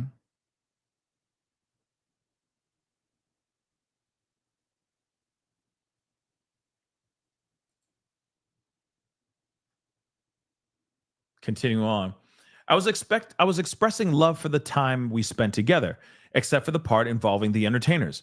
When I moved into my rented home in April of 2023, Diddy paid $40,000 up front to cover the security deposit. Damn. And rent for the first and last month. Wow.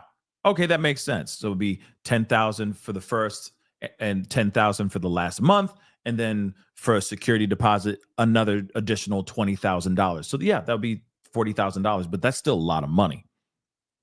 Okay, that's still a lot of money. Moving on, Garagos says, so the landlord already processed several months of rent payments in case Diddy ever decided to stop paying the rent, correct?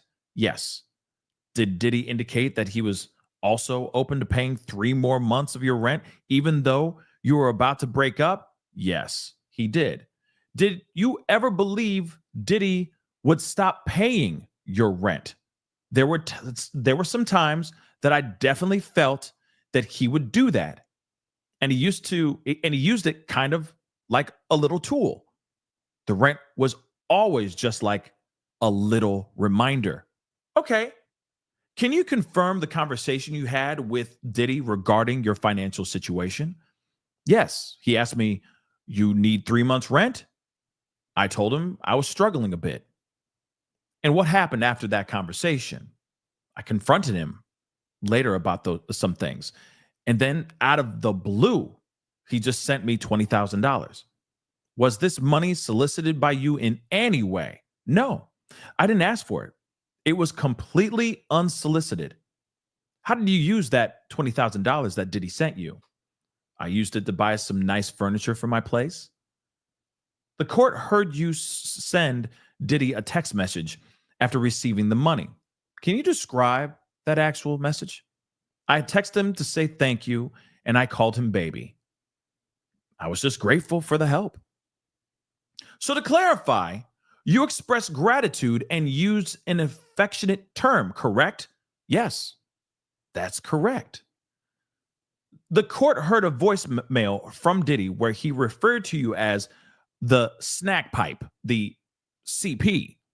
Can you explain what he meant by that nickname? It was just a playful thing from our trip to Turks and Caicos. We had a lot of fun, and he gave me that nickname. So snack pipe. Well, he said he had an addiction to my texts. It was mutual, it just fun banter. And how did you respond to his voicemail, to this voicemail from Diddy? I text him back, something like, CP is so real for both of us. It's definitely mutual.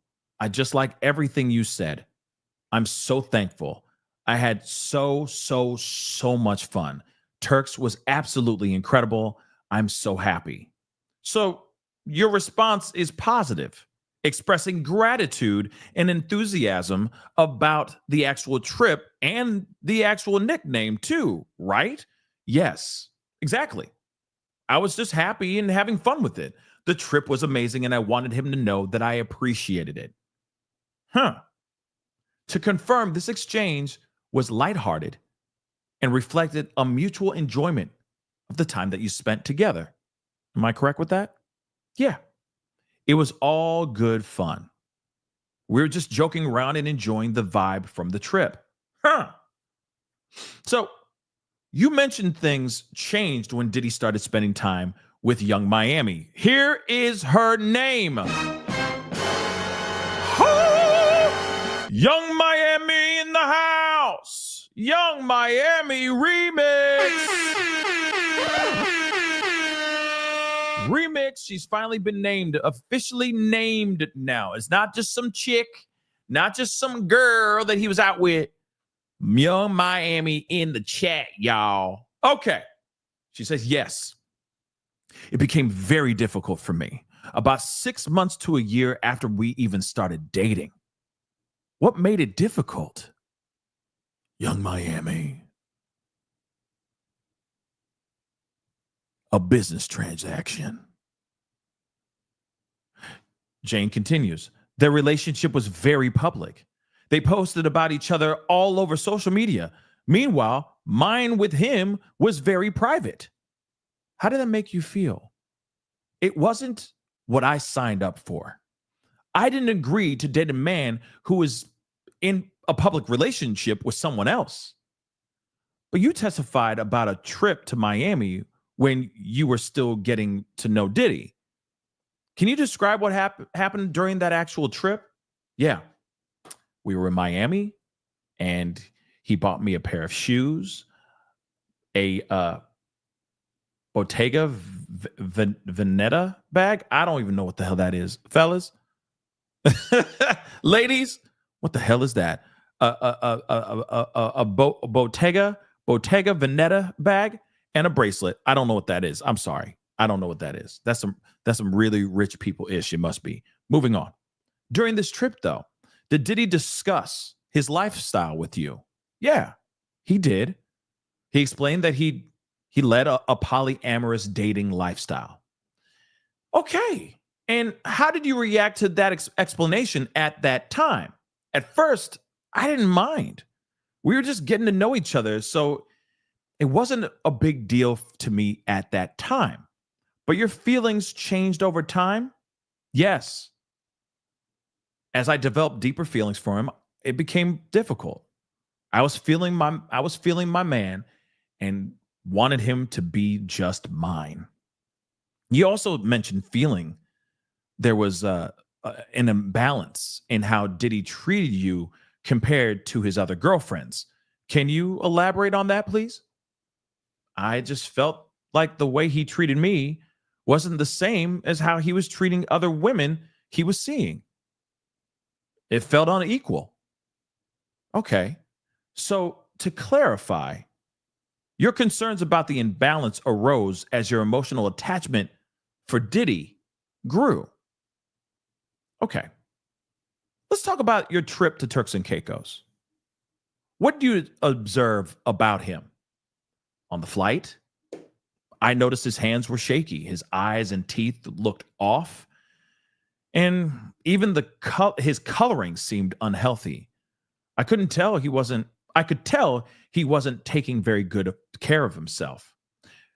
Did you suggest anything to him? Yes, that he considered going to a rehab center in Thailand. So you knew early on he was an addict. In the beginning, I didn't really know how to actually label it. I just saw someone who was overdoing the partying. But later on, okay, as our relationship went on, I started noticing a very strong pattern. I still didn't call it an addiction at the time, though. Now I'd say he was an addict for sure. But back then, I just thought he was a really big party guy. Did you know if he was on any prescription medication? Towards the end of our relationship, I found out that he was taking antidepressants. Oh. And you wanted him off substances, right? Yes, I wanted him to return to his normal form. He even told me once that he was interested in trying K therapy. The judge calls for a break and the jurors leave. So Janice Combs, Diddy's sister, and two of his sons are seated in the row behind him. Mark Garagos, his buddy, this guy who said the 6-pack of white women, right? They say that he's in the courtroom, okay, seated in one of the defense rows. He watched as his daughter, Tenny, is questioning Jane. So yeah, he's probably sitting there going, "That's my baby. Look at her run. Look at my baby run. I'm so proud of my baby." Comes, you can see that it's in her blood, right? You can see that that's my girl, though. You see my girl doing that thing? Yeah, that's my baby. Yeah, I made that. Yeah, that's my kid. I'm proud. That's what's happening right now. So they're back. Cross-examination to resume shortly. Okay, Diddy has been conferring with his lawyers throughout the break. Clearly he would be. I'm sure he's got notes upon notes upon notes. Okay, so Teddy Garagos continues. Miss Jane, would you agree that you willingly participated in the so-called hotel nights? At the time, yes. I felt I had to keep this relationship. But no one forced you to take part, right? Not physically, no. And you were aware that Diddy practiced a polyamorous lifestyle, right? He told me early on, yes. Yet you chose to stay in the relationship for quite some time, though. Correct? I did. And my feelings for him grew deeper. During this time, he supported you, paid your rent, gave you gifts, covered your expenses. Yes, he did all of that. Would you say he was kind and generous at times? Yes, he could be very generous. So your relationship though complicated, had moments of affection and mutual agreement, wouldn't you say? It did. But that doesn't mean it didn't hurt or feel controlling.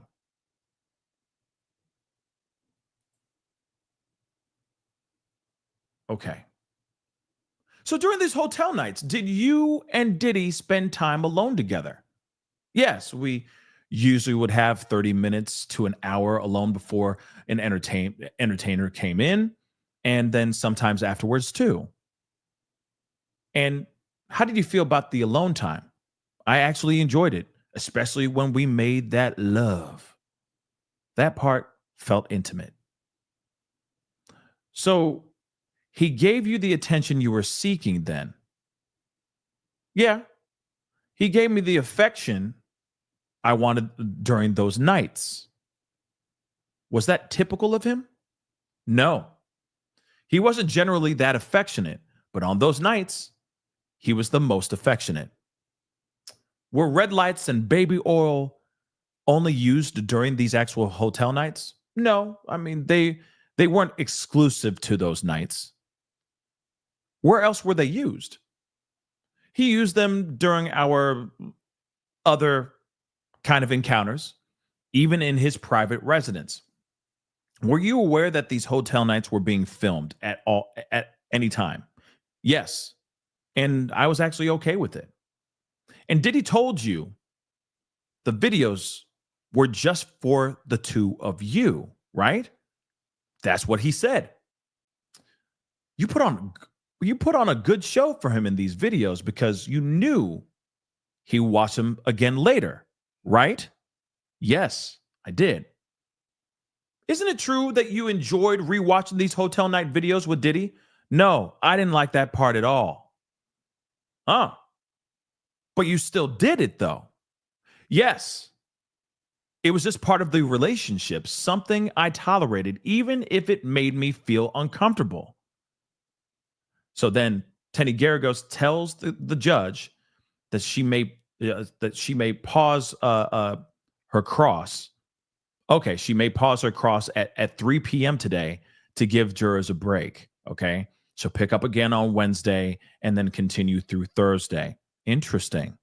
So the main goal is to complete the cross, Jane's cross, by the end of the day, Thursday. So she's going to be on the stand for cross for today, tomorrow, and Thursday. So it's going to be 3 days of cross.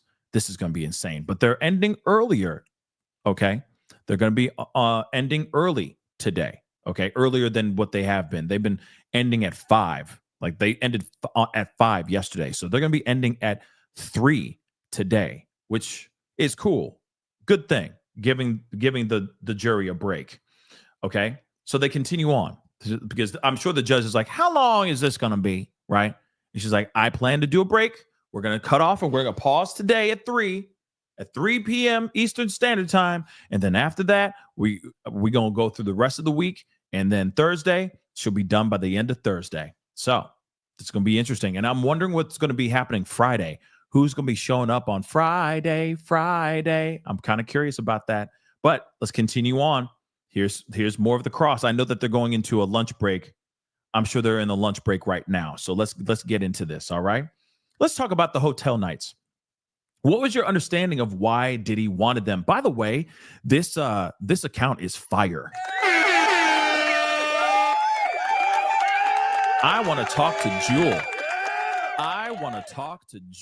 I would love to get Jewel on the show. She's doing a great job. This coverage is extremely precise. Have mercy. She must be the fastest typer in the history of typing on a little phone. She's like that. This is crazy, but great coverage over here too. Very thorough. All right. Okay. What was your understanding of why did? Okay. Let's talk about the hotel nights. This is Tenny Garagos going further. Okay. Let's talk about the hotel nights. What was your understanding of why Diddy wanted them? They were driven by his desires. I'd label it as cuckold. A man being turned on by watching a woman having relations with another man. That term, I think, was spot on. And why did you participate? I did this out of love. I wanted to please him. Did Diddy ever explain his motivations? He liked to call it voyeurism. I used to use the word cook for myself. I also think there may have been some bi curiosity involved. You know, these particular people, okay, can be curious, like cooks can be curious, but too afraid to act on it. You know, they just are curious about the real love of a man, but they're just a little nervous about it, right? They just don't take the leap, right? Interesting. Did he ever stop a hotel night because you wanted to? Yes. There were a few times he ended it early when I spoke up and said I wanted to stop. And if you weren't comfortable with one of the men, he dismissed them, right? Rarely. Only after I already tried to interact with them actually for some time. But he was responsive when you were uncomfortable, right? No, not readily. I had to go through the motions first before he considered letting them go. Okay, let's talk about the 2 times you said you cried after a hotel night. Do you remember that? The first? Yes, I do. It was early in the relationship. I cried because Diddy was about to leave right after the hotel night. And when you asked him to stay with you, what happened? He changed his plans. He stayed to comfort me. Okay. So the second time, you were in the shower together. Yes. Somewhere in the middle of our relationship, I started crying in the shower after another hotel night. And was Diddy high on X at the time? He said he was. He told me, "You're going to ruin my high." And he said, I was too high to see me cry. He said he was too high to see me cry. Okay. Let's go back to your earlier testimony, the hotel nights, or as you would also call them, freak-offs. Yes. Okay. You described these nights as being driven by Diddy, correct? That's correct. But there were moments, weren't there, when you had some say in how things played out. There are a few times I voiced what I wanted and what I didn't want. Was it entirely without your input then? No, not always. Sometimes I was able to speak up, though it didn't always change the outcome. Okay, let's go over these messages between you and KK. These were sent around the times he allegedly asked you to bring substances to Miami, correct? Yes, it is. You testified earlier that you had a phone conversation with Christina Courtroom, KK, during which she told you it was fine to bring these substances and even instructed you to put them in your checked luggage. Right? Yes. But the messages read here today, they don't mention her saying anything like that, do they? No, they don't. But we spoke on the phone. She said this verbally. When KK traveled with Diddy, do you know if she flew on his actual private jet? I assume that she did, yes. But I can't say for sure. Would you describe your relationship with her as close? Not at all. We weren't close at all. She did not like me. Whoa, that's interesting. And how did that affect your relationship with Diddy? It made things really hard. She was always with him. I believe she had strong opinions about me, and those opinions influenced how Diddy treated me. And then the judge calls for a lunch break. Have mercy. First off, this account is doing a fantastic job with the coverage. Fantastic job. This is awesome, because usually I'm struggling to read, the transcript, the shorthand transcript. This is very nicely written out. It flows beautifully. Hell to the yeah. Hell to the yeah. Okay. But this is very interesting, though, what we're hearing there.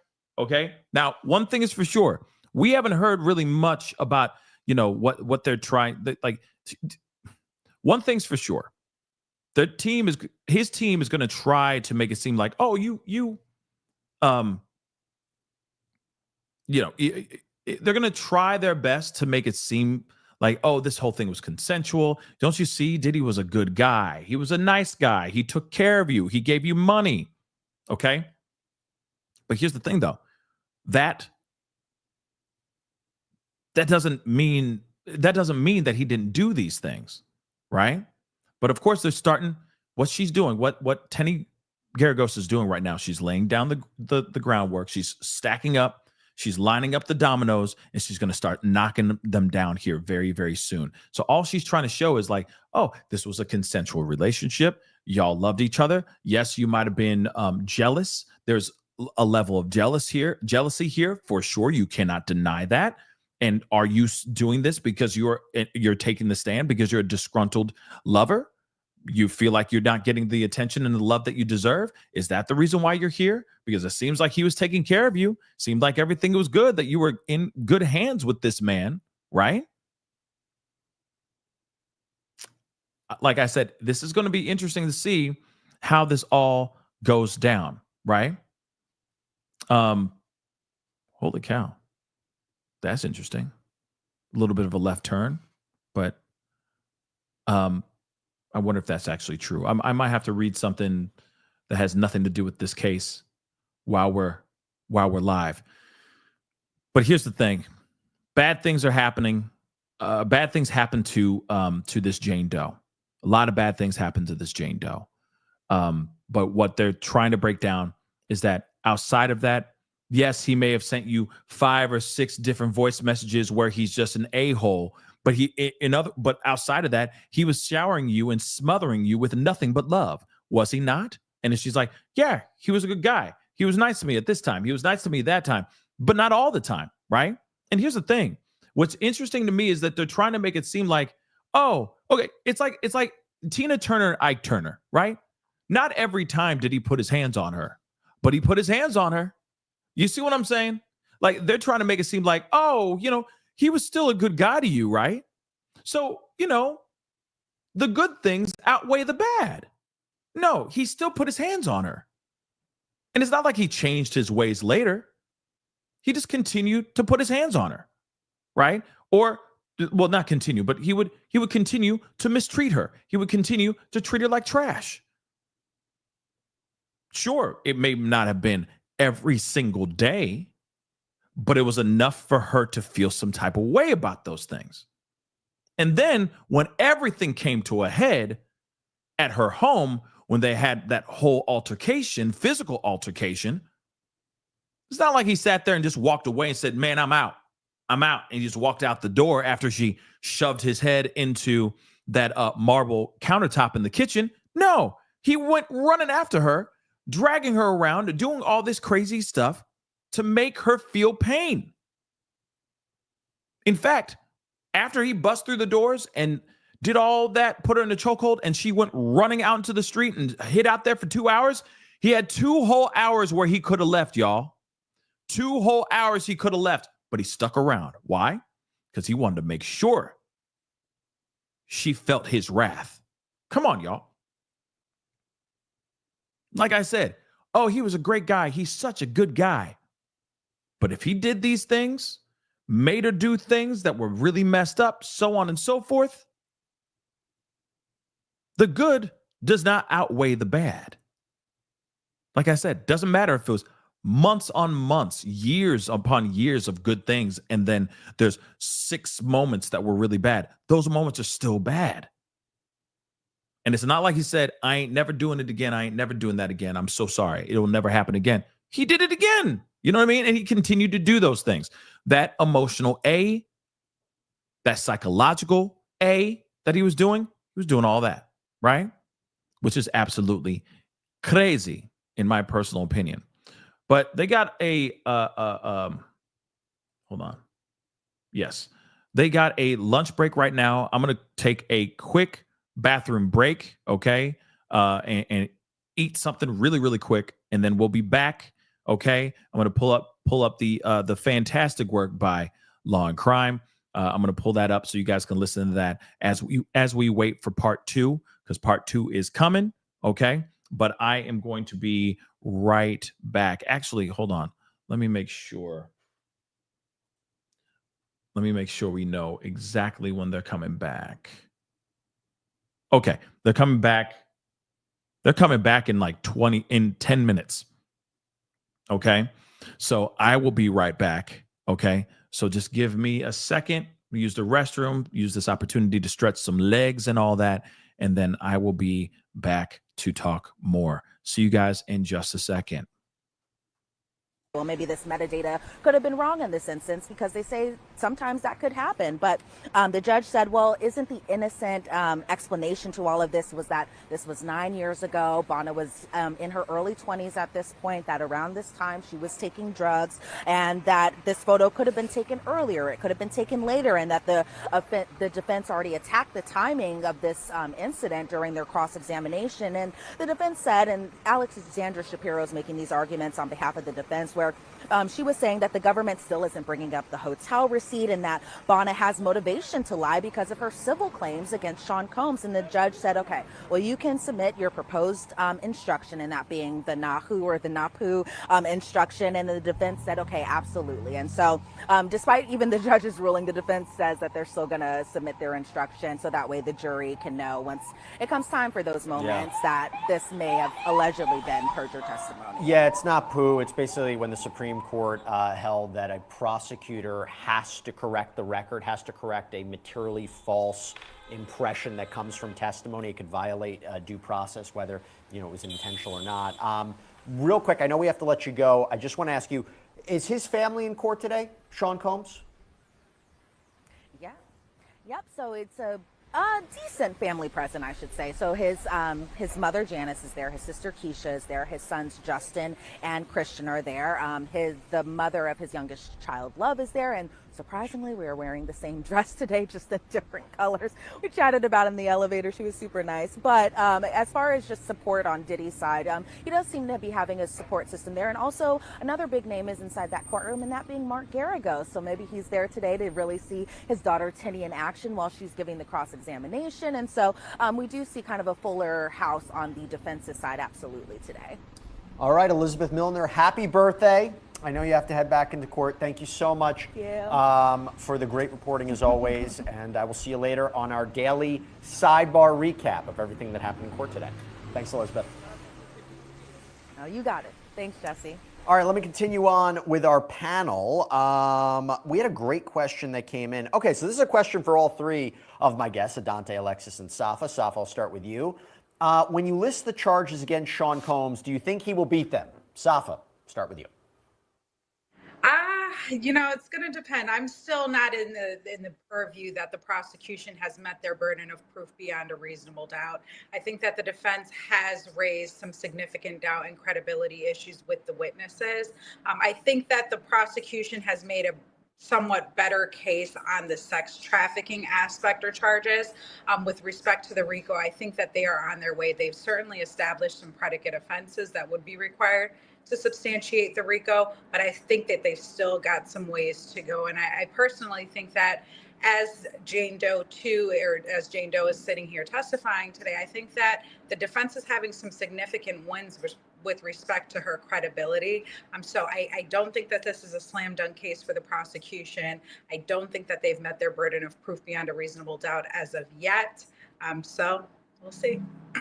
Adante, your thoughts? Yeah, I think that, the defense has definitely made some points today. The prosecution, in my opinion, by putting this witness on the stand, Jane Doe, that is, I think it's hurt their case, the credibility of their case. And if the defense gets that instruction in where the judge is going to tell them, hey, the prosecutors have a duty and they may have placed a perjured testimony into the record, I think that significantly hampers the prosecution's credibility, which then is a benefit to the defense. As I said before, I think at this point, we're headed towards a mistrial on many of those charges. but the strongest perhaps being the sex trafficking, just because all that requires is money, movement of a person, and the intent to have sex, which Well, that's the prostitution charge, not the sex trafficking one. The prostitution charge, that's the easiest one. You look at Jane's testimony alone, I think that was enough. I mean, I don't think the jury's going back and saying these sexual episodes didn't happen. The defense isn't even arguing against that. It's, look, and I guess the question is, Alexis, how do they defeat that charge? You could say sex trafficking, is it actually non-consensual? Is it really force, fraud, coercion being used? Is there really a criminal enterprise for racketeering? But transportation to engage in prostitution, Jane's saying that she helped pay for these men to travel, paid them. There's cash being given. Cassie said the same thing about a worker being used in multiple different locations. She was having these freak-offs or these hotel nights, according to Jane, in multiple locations. I don't know how they fight against that one, Alexis. I don't think they're going to win that one, but I disagree with my panel members. I do think that the prosecution has hit the elements of the charges, including the racketeering and also for the sex trafficking and the drug trafficking. Now, whether the jury is going to go and convict him is, in my opinion, the real question. I think we have a celebrity here, and just overall, jurors don't like to convict celebrities in general. So the prosecution has to overcome that. Then on top of that, we have this, confusion that happens with racketeering charges. Jurors generally don't really understand that, and that takes a lot of education. And then we have thrown into the mix this confusion that the defense is doing really well trying to convince the jury that this is just domestic violence. Saf, I've got a question from Hampton Boyce. Is the jury allowed to cross-examine in court any of these witnesses? They should. They don't have the ability to, but don't in certain jurisdictions they are allowed to ask questions of the witnesses? Well, in New York, you are not allowed to do that, and they're not allowed to in this particular case. The only parties that are allowed to question the jurors are the attorneys. You may see on a rare occasion where a judge may ask the attorneys are the only ones that are allowed to ask witnesses questions. You may see on rare occasion where the judge may, for clarification of the record, ask the specific witness a question, but jurors are not allowed to ask questions. I'm not familiar with the jurisdictions that do allow that, but in the state of New York, that's not allowed. In federal court, that's not allowed. Adante, this is a fair question. This is from Erica Charlotte. Why isn't the jury made up of equal men and women? Well, jury selection and how jurors actually find themselves on the jury is a process where jurors are vetted. And so the voir dire process is how in which the attorneys question jurors, vet those jurors for any biases, any prejudices, and their thoughts on different issues within the case. And from there, the attorneys spar in terms of excluding witnesses and trying to keep those witnesses they like in the panel so they make it to the jury. So it's not a situation where there's a mandate or a rule that it's split evenly by gender, by race, or by any category. It's really who's left process of elimination. Alexis, question from Rel. Did Cassie and Brianna Bungolan commit perjury? Are they going to jail? I don't think they're going to go to jail for the alleged perjury. There's a difference between committing perjury and maybe not having specifics. If you were referring to the balcony, maybe the timeline or something of that as to when that incident happened. So there's definitely a difference from blatant perjury and just a misunderstanding of a timeline or a specific fact or recollection of an incident. Yeah, I don't see that happening. Okay, Safa, this is from SL600. Have they met the burden beyond reasonable doubt? Burden beyond reasonable doubt. You want to dissect that one? With respect to each element of each charge, the government has to prove each and every element of each and every offense beyond a reasonable doubt. And I think to the question that you threw all of us as a panel before, in my opinion, I think that the prosecution is on their way to doing that. I personally think that, there's been some significant exploitations by the defense that cast at least significant credibility issues with some of the witnesses. And that'll be a decision that the jury will have to decide, how much weight or credit are they going to give to this particular witness's testimony as they deliberate. I don't think, in my personal opinion, that they've met their burden of proof beyond a reasonable doubt, and that might be the defense attorney in me. I do think that they're on their way, and it'll definitely be interesting to see, what the jury decides ultimately at the end of the case. Alexis, we have a follow-up question to the perjury question. This is from Sam K. How do they prove perjury, assuming they move forward and actually want to charge them with perjury, which, again, very, very, very, very unlikely. Yeah, I agree with you, Jesse. It's highly, highly unlikely that they're going to charge them with perjury. How you would choose, you have to prove that they had an intent to lie and it was a lie, that they lied about something. So that, it generally usually isn't necessarily so difficult to prove it when they do charge it. But once again, it's a fine line. Is it just there's a recollection issue? Is it, they just don't have a specific fact? That doesn't rise to the level of perjury. Yeah, I don't see that there. Okay, let me continue the conversation. We got some great questions coming in. Okay, so we have a poll up. Do you think Diddy should be removed from the courtroom for trying to influence jurors? 70% say yes, 29% say no. I'll tell you one of the things that I wonder the jury's going to consider, and I actually believe this jury deliberation process is going to take quite a bit of time. They have a lot of witnesses to determine whether or not they're being credible. There's a lot of alleged victims in this case, a lot of digital evidence, a lot of photographs, but also the audio tapes, these audio voice notes that apparently Combs had sent to Jane. We have one right here. I don't think we had an opportunity to play it yesterday. Let's play it real quick. Girl, I done sent you flowers already. Ain't nobody talk about that shit in the past? That's what I'm talking about. You don't know how to just move on. How can somebody have a relationship with you, even as a friend, and you don't know how to move on? You go to it just goes crazy. Just stop. I'm saying, let's move on. And my tone is like this. I'm just waking up. Adante, there was also voice notes that were played today were apparently, more loving between the two. I think there was one in particular where she said, everything just feels good and I'm so happy. How do you think these voice notes play into the case? Is it a form of manipulation, alleged manipulation as an element of sex trafficking? I think these voice notes are very telling as relates to what people were thinking at the time the notes were given. And so what you see, at least in my opinion, is you see the highs and lows of their relationship. People who were in this tryst and, at times they were riding high and other times it was very low and dark. And so I think a jury has to listen to those things and then put them in the context of all the rest of the evidence they're hearing. Overall, you have a person who claims bad things happened, but she was still involved with him and he was still supporting her. Alexis, we got a super chat question from Nene. It refers to you, so I will allow you to take it, and it's a compliment, so thank you so much, Nene. The women suffered trauma. Can they bring an expert witness to explain why they forgot timelines? I agree with Alexis. Keep her on the show.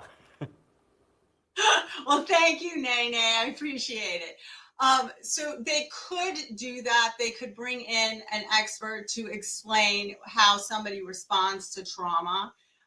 Definitely. One of the things is, first of all, even if you aren't responding or been in a traumatic situation, just simply being in court and testifying is a very stressful and maybe some would say traumatic experience in itself. And so people are nervous. And in this case, it just kind of raises the ante because you have all the media and the situation surrounding it. So it's nerve-wracking just to be in there. It's understandable that with time passing, that specifics are not going to be recalled as clearly. They had Dr. Dawn Hughes testify about this forensic psychologist who talked about the complicated relationship between an abuser and a victim and trauma bonding and love bombing and financial control and why potentially a victim would stay in touch with an abuser. There's a lot of complicated factors. It does become a question if they're going to recall her to the stand or need to recall her to the stand, which actually, it goes to an interesting question here. I'll throw it to you, Safa. This is from Enlin DK. What more can the government do more to meet the burden of proof?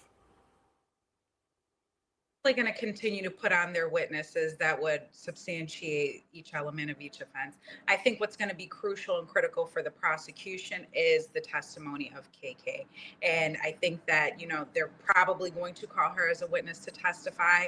I would imagine that they would, and I think they'd be crazy not to, because she seems to be such an intricate part of this alleged enterprise in Mr. Combs' life, and was also responsible for, maybe setting up hotel rooms, or she had certain duties that were a part of this, what would be organization with respect to the RICO charge. And I think that, she would be a huge key witness for the government in order to, meet that burden of proof beyond a reasonable doubt. Yeah, where KK and we know at? that she's had one-on-one contact and communication with some of the victims in this case, or the alleged victims, the Janes and Miss Ventura and things like that.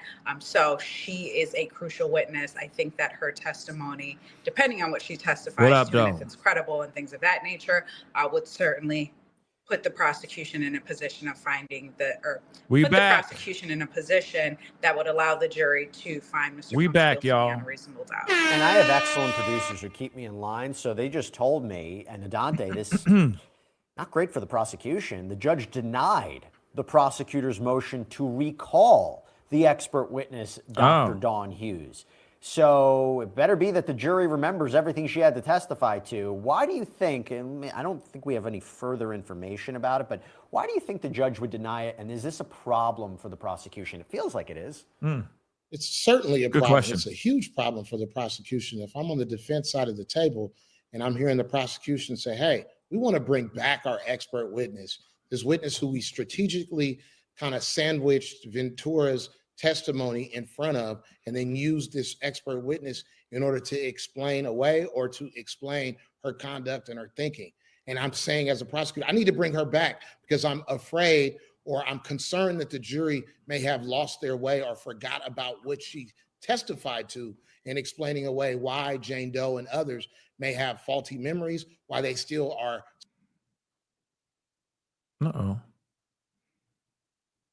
We lost them. I wonder why. I wonder what happened. Sending loving texts and saying that I'm still in love with them. So I think that's a big blow for the victim relationship, generally speaking, not getting into specifics in this case. What does their witness say? Their expert witness? Their witness, more than likely, is going to be the other side of the coin. They're going to have their own methodology and study. Yeah. So we're back, guys. But what's interesting about this is, I am kind of curious about this juror, right? Juror number 6. I am very curious about what happened to this particular juror, why this juror is gone, why this juror has been, or not why this juror is gone. I don't know if the juror has been removed yet or not. I don't know if that has been, has been allowed, if it was granted the request for this juror to be removed. In fact, I'm going to go through the transcript in the very beginning just to see, because obviously they're going to be getting started here fairly shortly. Of course, in regards to the actual trial, but I am kind of curious as to why.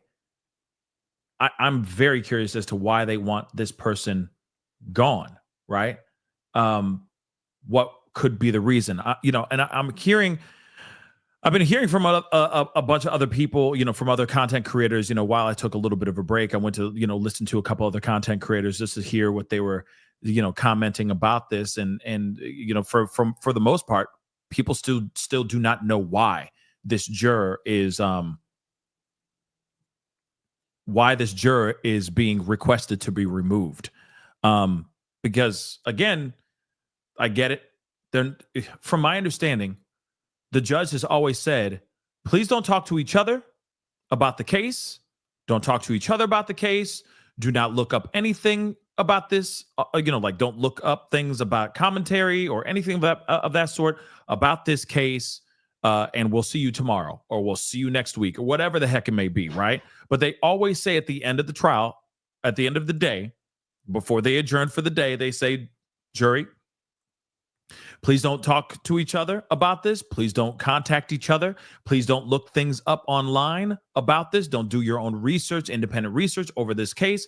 And we will see you tomorrow, or we'll see you Monday, right?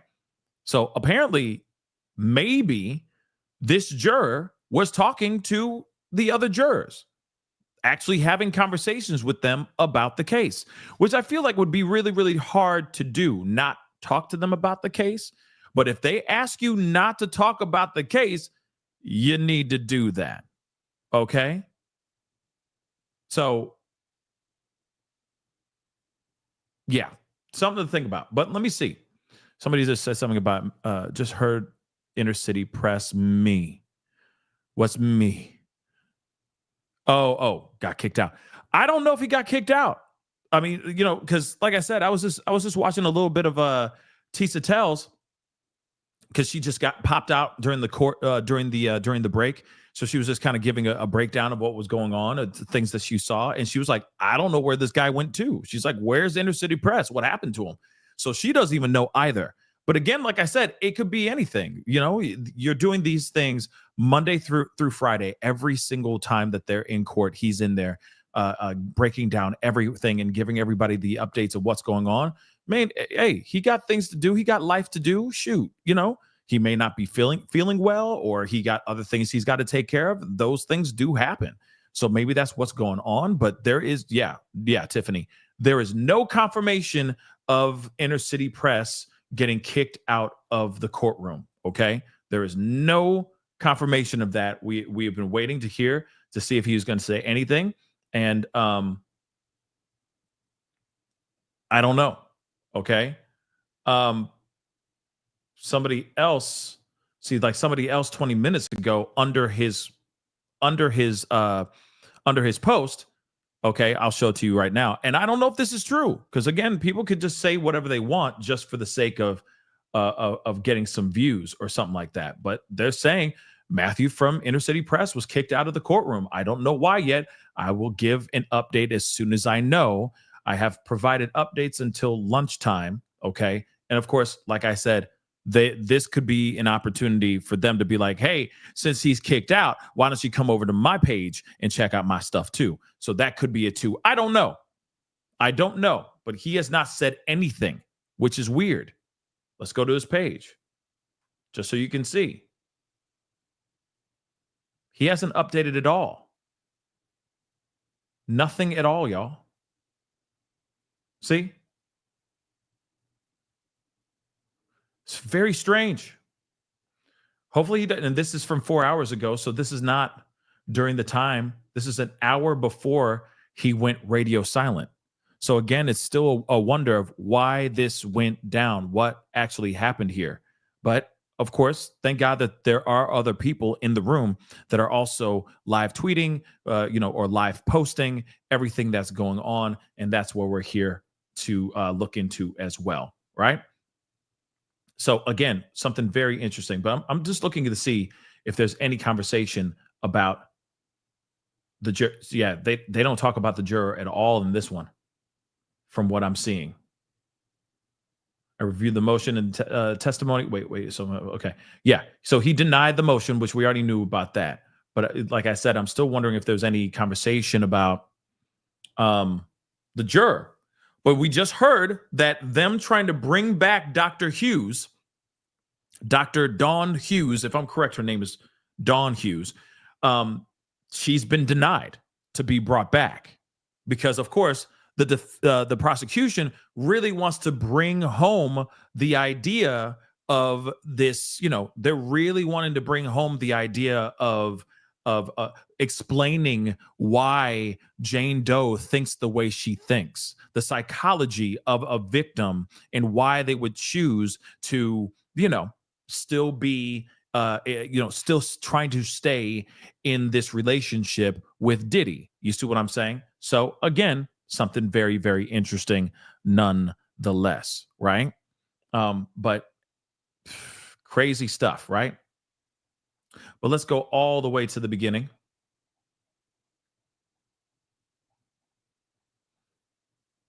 That's crazy. Young Miami. That's just so crazy to me. That is just so crazy to me.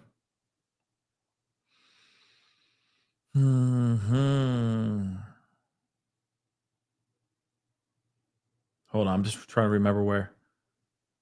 Because there's lunch break. Yep. Okay. So they pause for break, for the lunch break, and then they're going to be back, right? They're going to be back. So again, this is a very, very interesting situation.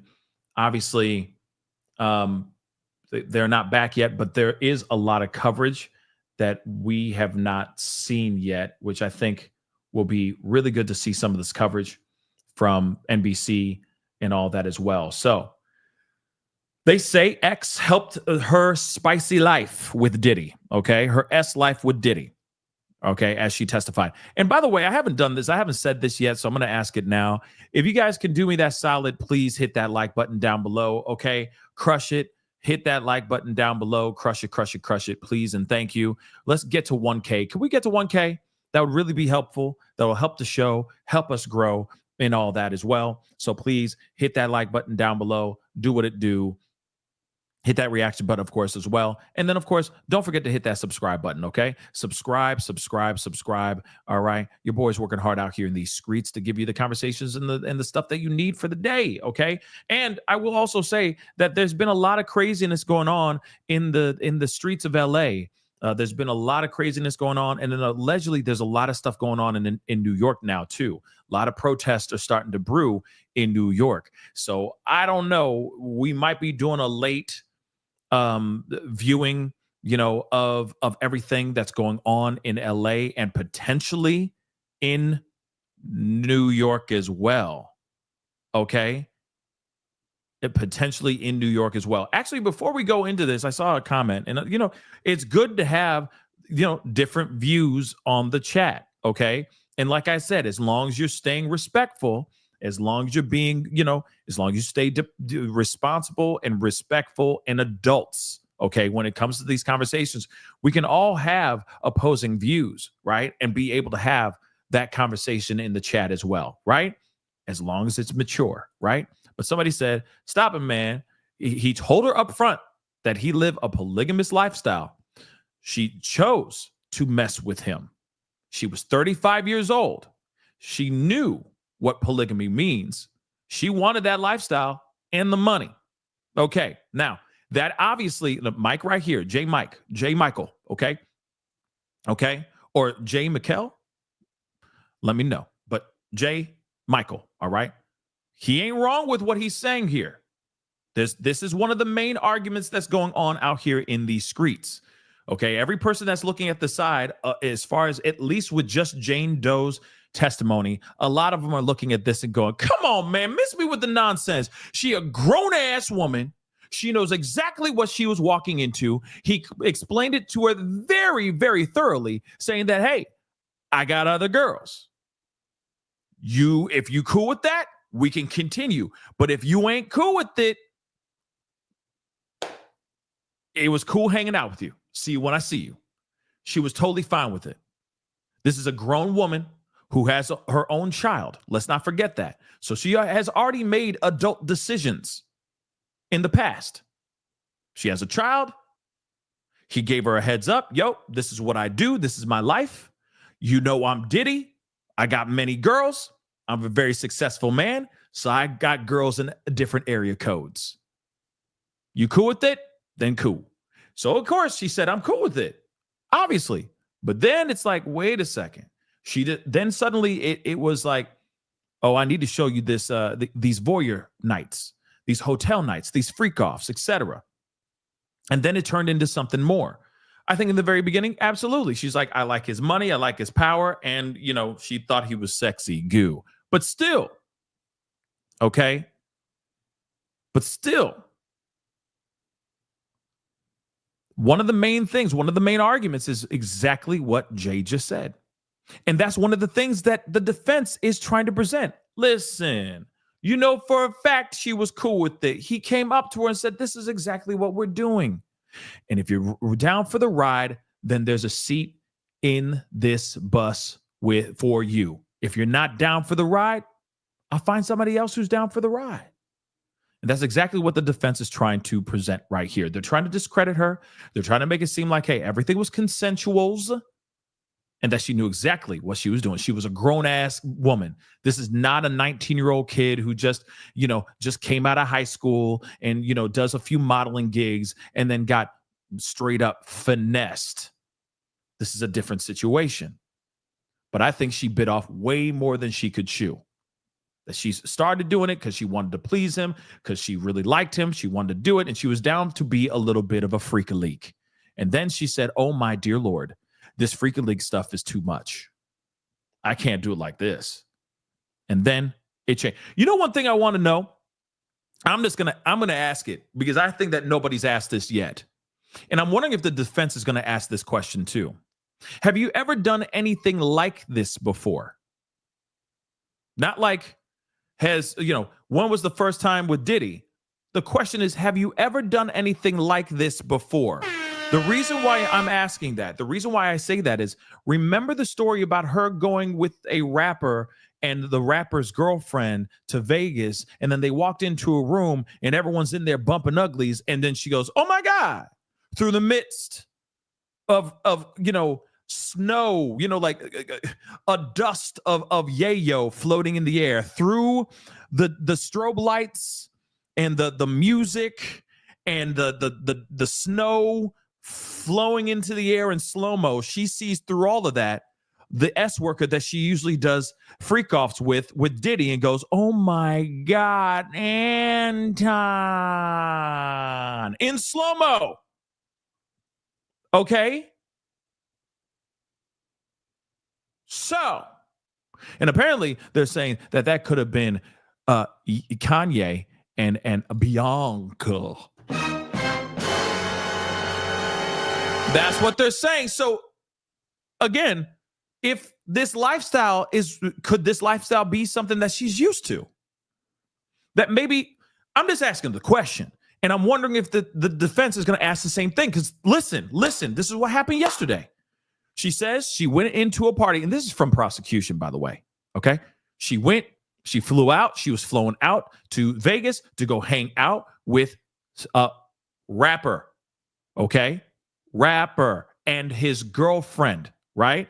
Then they went out, they were hanging out. They went up to the rapper's home or apartment, his hotel room. And next thing you know, she walks in and everyone's buck naked. Just everyone doing the hibbity dibbity, just like a rap version of Eyes Wide Shut. Okay. Oh, machine. Everybody in the room just bumping uglies. And she's like, oh my God, that's Anton. That's my boy Anton. Right? So we instantly go, wait a second. So this sounds like a thing that they do. That maybe the hip hop community is used to doing stuff like this. Y'all crazy. Remember all the theories and all the rumors that have gone crazy, have been running amok since Diddy got arrested about these freak-offs and all that? What if it's just a staple thing for all these rich hip-hop moguls to be doing? I need to see butts, booty holes, and boobies and balls everywhere right now. I need to see just bare backs, butts, and boobies and balls just swaying in the wind, okay? With a mound of yayo like I'm freaking Scarface. Maybe it could be pink, powder, whatever it may be, but I need to see booties, backs, butts, and balls out here glistening in baby oil just like Diddy does. I'm just saying. So again, it makes you wonder, wait a second. She walked in there like it was a normal thing. Let me repeat that again. She walked in there like it was a normal thing. Do you understand? So instantly I go, have you done this before in the past? I'm not shaming her in any type of way. I'm not trying to make it seem like anything. I'm just wondering what is going on for you to walk into a room and act like that was normal. Was it normal for you because it was nothing in comparison to what you do with Diddy and these freak-offs? Or you have participated in those kinds of things in the past, way before freak-off nights with Diddy? That is a question I'd love to get answered because that would explain a lot of things. Okay? Yeah. All these mans just spilling they vanilla milkshakes all over the place, and then these rapper guys lapping it up. Like, I'm just saying. But you know what I mean, okay? So is this her first rodeo, like doing these freak offs with Diddy? Or has she done this kind of thing before? Because it's just a staple thing that the hip hop community, that, you know, the industry does.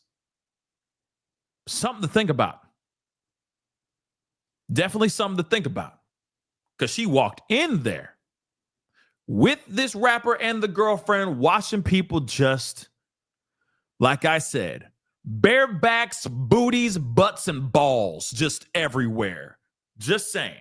This place smelled like booty holes and halitosis, like I've said before as well. I'm just curious. Because if it wasn't her first time with Diddy's freak-offs, then she may have been used to that. And then later she's like, whoa, this is getting intense. I was cool with it before, but now this is getting insane. Now it's getting too much. Okay? Think about it. Yes, I know it's funny, but think about it. Take a minute. Yes, there was comedy in there, but dismantle it. There's a serious question in there. Okay? Barebacks, booties, and balls. Boobies, butts, and balls. Okay? Yeah, milkshake brings Diddy and the friends to the yard. I don't know. Milkshake brings Diddy and the friends to the yard. There we go. I see you. I see you, L. I see you, L. Okay? I'm just saying. Barebacks, boobies, butts, and balls. Okay. Let's get into this. Because I'm sure they're back by now. Okay. So X helped her S life with Diddy. So she testified that X greatly helped her and Diddy focus on their actual energy. How about just being turned on? You know what I mean? They're like, we need this so we can feel good together. That's kind of sad that you have to rely on a chemical to feel ornery, to feel that, you know what I mean? That's weird, right? You just want to get it on. You want to get it on. You don't need no pill. I mean, unless you need that blue pill, you know what I'm saying? Then I understand that. Fellas, I understand. Well, you know, I can't relate, but I do understand. Okay?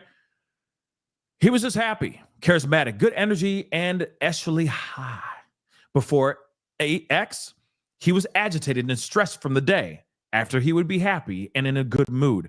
Yeah, so the stress from life and being a billionaire. Oh my God, so many deals. I just can't deal with this. And she's like, oh, just don't worry, baby. Go get your candy jar filled with X pills and just take one, baby. It will calm you down. And then he texts and he's like, oh yeah,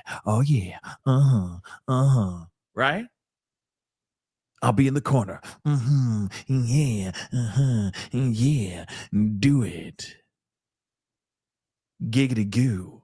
So Fridays were a good day for Diddy to blow off steam. So she knew when it came to Fridays, he would call the end of week partying an F It Friday celebration. It's when he'd let loose and want to party really hard. It's like, have you ever thought, like, I understand being stressed out, but have you ever thought about yoga? Namaste. Have you ever thought about that? Using all that negative energy and turning it into something positive for your body instead of going, where's the yayo? You know what I mean? Just ripping and roaring, angry. You know what I'm saying? So Jane spoke with Diddy, her chief of staff, about transporting these substances, right? So she testified that the chief of staff, KK, spoke to her on the phone at least on one occasion when she was transporting these substances for Diddy. Like I said, the trafficking stuff is a big deal for prosecution. So text message exchanges were shared between KK and Jane, where the woman were coordinating travel arrangements. Jane also said the two spoke on the phone, which was not their standard method of communication. Excuse me. Jane also testified that communication with KK was a point of contention for her while she dated Diddy. KK always was with Diddy, and it became a difficult part of Jane's relationship with Diddy, she said. Jane told that KK had strong feelings about Jane that would influence how Diddy treated her. And I keep wondering, did Diddy diddle KK? That's a question I still would like to get answered at some point. Did Diddy diddle KK? I have a feeling he did. I have a feeling like he did. I feel like every girl, every woman that crosses his life that is not family, okay? I feel like he's done something. You know what I mean? Because this man is highly sexual, right? So, I'm telling you. But yeah, I keep thinking too, Glitter. Are they knocking the boots? You know what I mean? She was always with him. And how he treated me, it was heavily affected by her or with her influence. Why? Why does KK have anything to do in regards to the women that he's stooping? You know what I mean? It's kind of stupid. But I wouldn't be surprised if they're bumping uglies too. So Jane invoked the names of basketball greats to talk about her life with Diddy. What? So she testified she invoked the names of two all-time basketball greats to describe her life with Diddy and someone named Paul. The three of them were the trifecta, she said, with a nod to the Hall of Fame hoopsters. So I was Kobe Bryant, Paul was Shaq, and Combs, Diddy, was Michael Jordan, and not Michael B. Jordan. Michael Jordan, okay? That's very interesting. Yeah, IV4. Like KK was the side piece. And you can't even say the full piece. You have to say it quickly. Piece. That, like that. You know what I mean? It probably once in a blue moon, you feel me? Side, piece. You know what I mean? But thank you so much for the super chat. Madam Esther, thank you so much. She mentioned being desensitized by hotel nights.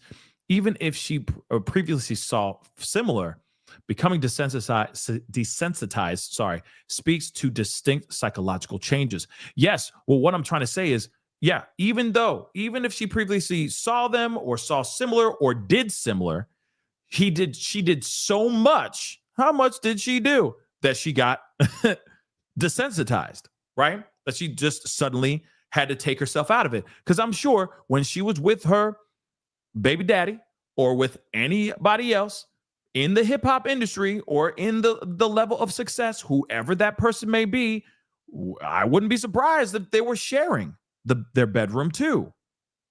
That it wasn't only just strictly monogamous, right? So there's still a possibility that she was involved in some crazy-ish way before she met Diddy. But then Diddy, like I said, what she did with other people maybe in the past, some version of a freak off, what happened once every blue moon, like seriously once every very blue moon. Okay. And even on those blue moons, maybe it didn't happen as often as that. Right. But it did happen. But then she met the diddler. And he came in with his cape and his, with his fangs out. And he's like, ha ha, you know what I mean? Come to the freak offs. Right. And she said, okay, I'll try it. And then she did it. And then he said, I got you now, mother. You know what I mean? I got you now. There's no way you're going to run. And that's exactly what happened. That's what I think. So now, she's like, oh, it was fun because it was similar to what she's done in the past. But then as soon as he's like, let's do that again. and let's do that again, and let's do that again. Hey, baby, let's do that again, and then let's do that again. And it was like, this isn't cute and sweet anymore. Now the thrill is gone, and she's just going through the movements. So I agree with what you're saying, madam, for sure. I do. I just think that she became desensitized, not only because she wasn't getting the love that she wanted, but also because she was doing it too damn often. Christina, thank you so much for the love. I appreciate it. Thank you so much. Keep up the goodiest workers. Thank you so much. I appreciate it. Thank you. I appreciate the support. Thank you so very much. Yeah, the thrill is gone, right? Little BB King for you.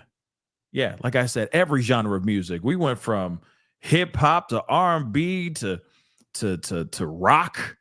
Okay, with legs wide open to BB King. You get it all here on the show. Okay, and then some. Welcome to the Pascal Show as the gavel strikes, right? So let's get up to this new update. Oh, great. All this time, all they've said is they're back from lunch. I don't know. I had some chicken McNuggets with some sweet and sour sauce, and it's really fire. If you change it out, you dip into the sweet and sour sauce, and then you dip it right directly into the barbecue sauce, and then nom nom nom. That stuff is fire. Just so you know, ABC News reporting live. Give it a shot.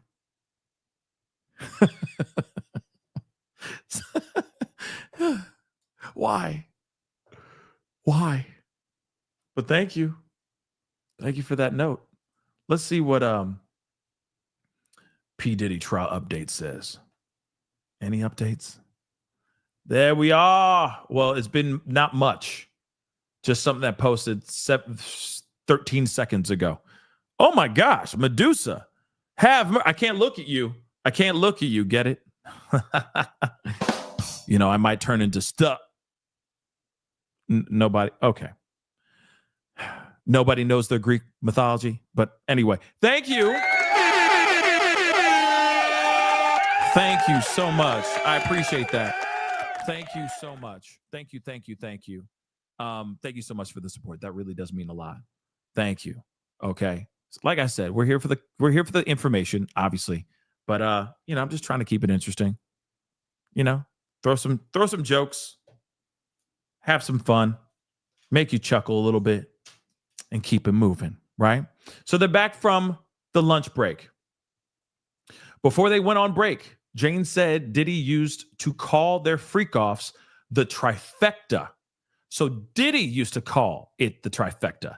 He was Jordan, she was Kobe, and Paul, this S worker, he was Shaq.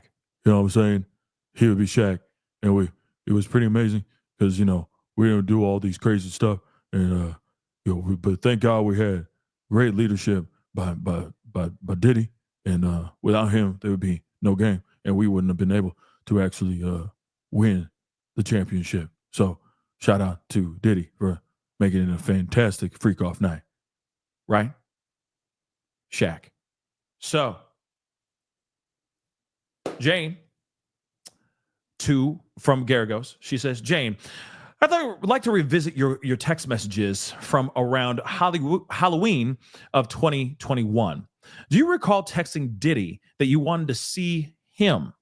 Yes, I do recall that. And he replied that he had a rough day and wanted you to, quote unquote, lead the night or lead tonight, right? That's correct. So you responded by suggesting the two of them freshen up, or the two of you freshen up, have a drink, and see where the night goes. Yes. Did Diddy mention he didn't feel like being around people? Yeah, he did say that.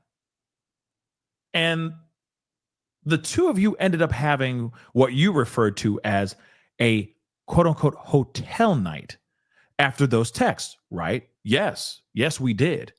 Now, the next day, you text someone named Sly asking for explicit videos. Is that correct? Yes. Oops. Get that out of the way. Yes. I was with him at the time. He asked me to reach out to Sly for those videos. So then a few days later, you text Sly again, this time saying, I'll organize. And you asked about a visit, right? Yes, I did. We were still together at that time too, trying to plan when we might see Sly again. I see what they're trying to do there. I see what they're trying to do. I see what the defense is trying to do. He's like, wait a second. Diddy's not the one reaching out to these S workers. It's you. You're the one who's orchestrating these things. You're the one who's getting Sly to hop onto a plane and fly out from Atlanta to New York or to Miami from Atlanta. Not Diddy. It's your correspondence with Sly, not the other way around. Yes. Livy P. Hopefully I'm saying that right. But yeah, they're trying to say that she planned these things, not the diddler. We'll see about that. We'll see about that, though. And now we got to wait. Oh, I hate that. Oh, I hate that so much. I hate that so much. Yeah, and that's what they were trying to allege there too, Livy P. Yeah. Or Levy P. Maybe it's Levy P. But yeah, that they're trying to say, hey, it's not only just Diddy. It was them. It was the girls being like, hey, let's get something together. I know you're stressed, baby. Let me just get a big, fat, juicy hog for you. Okay? And I'm going to perform for you. Is that all right? Yeah? Okay. Take that pill. We got Sly on the way. Right? I got some baby oil.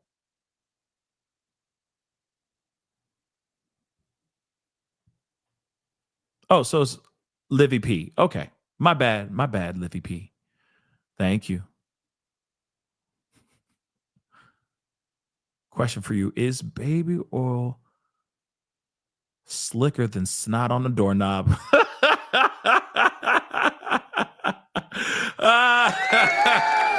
You know what? You know what? Yes, it is.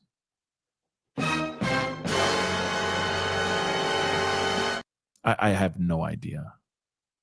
But you know the person that answered that question is Diddy. He would know. He's been around baby oil enough. He's like, yes, you can use it for so many different things. Baby oil is fantastic. If you ever use baby oil, if you ever have like acne on your face, just dab a little bit on that baby oil on that acne, and then it just figures it out for you. It just figures it out. There's something weird with the pH balance that just is so amazing that just works on that acne. You get a cut. In fact, a mosquito bite, just squeeze a little bit of that baby oil on it. It works just like amazing. You know what I'm saying? It's just like magic. Okay. Oh, actually, if you ever break your leg, and I mean like a compound fracture, like the bone sticking out, blood splurting out that mother lover, you know what I'm saying?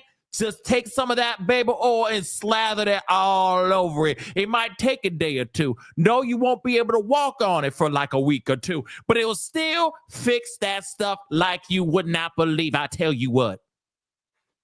In fact, it's even flammable. Did you even know that baby oil is flammable? Did you know? One time we were trying to bake. We were trying to do some barbecue. We were on the grill. And that fire was just not firing. You know what I'm saying? And so we went and got some baby oil and we sprayed it on the actual fire, and whoosh, it was like a damn near nuke went off in that mother loving grill. I tell you what. Just saying. He knows everything about that baby oil. Okay?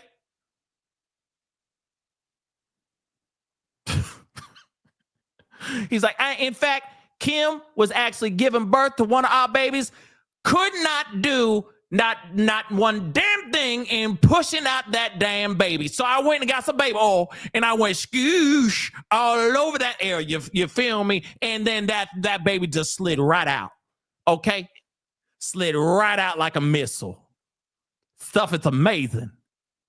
Check out that baby oil. It will save several lives.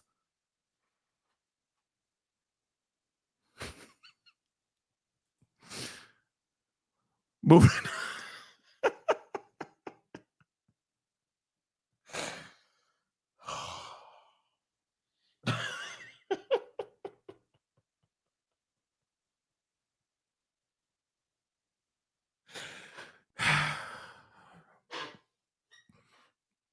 Yeah, you're not supposed to use it.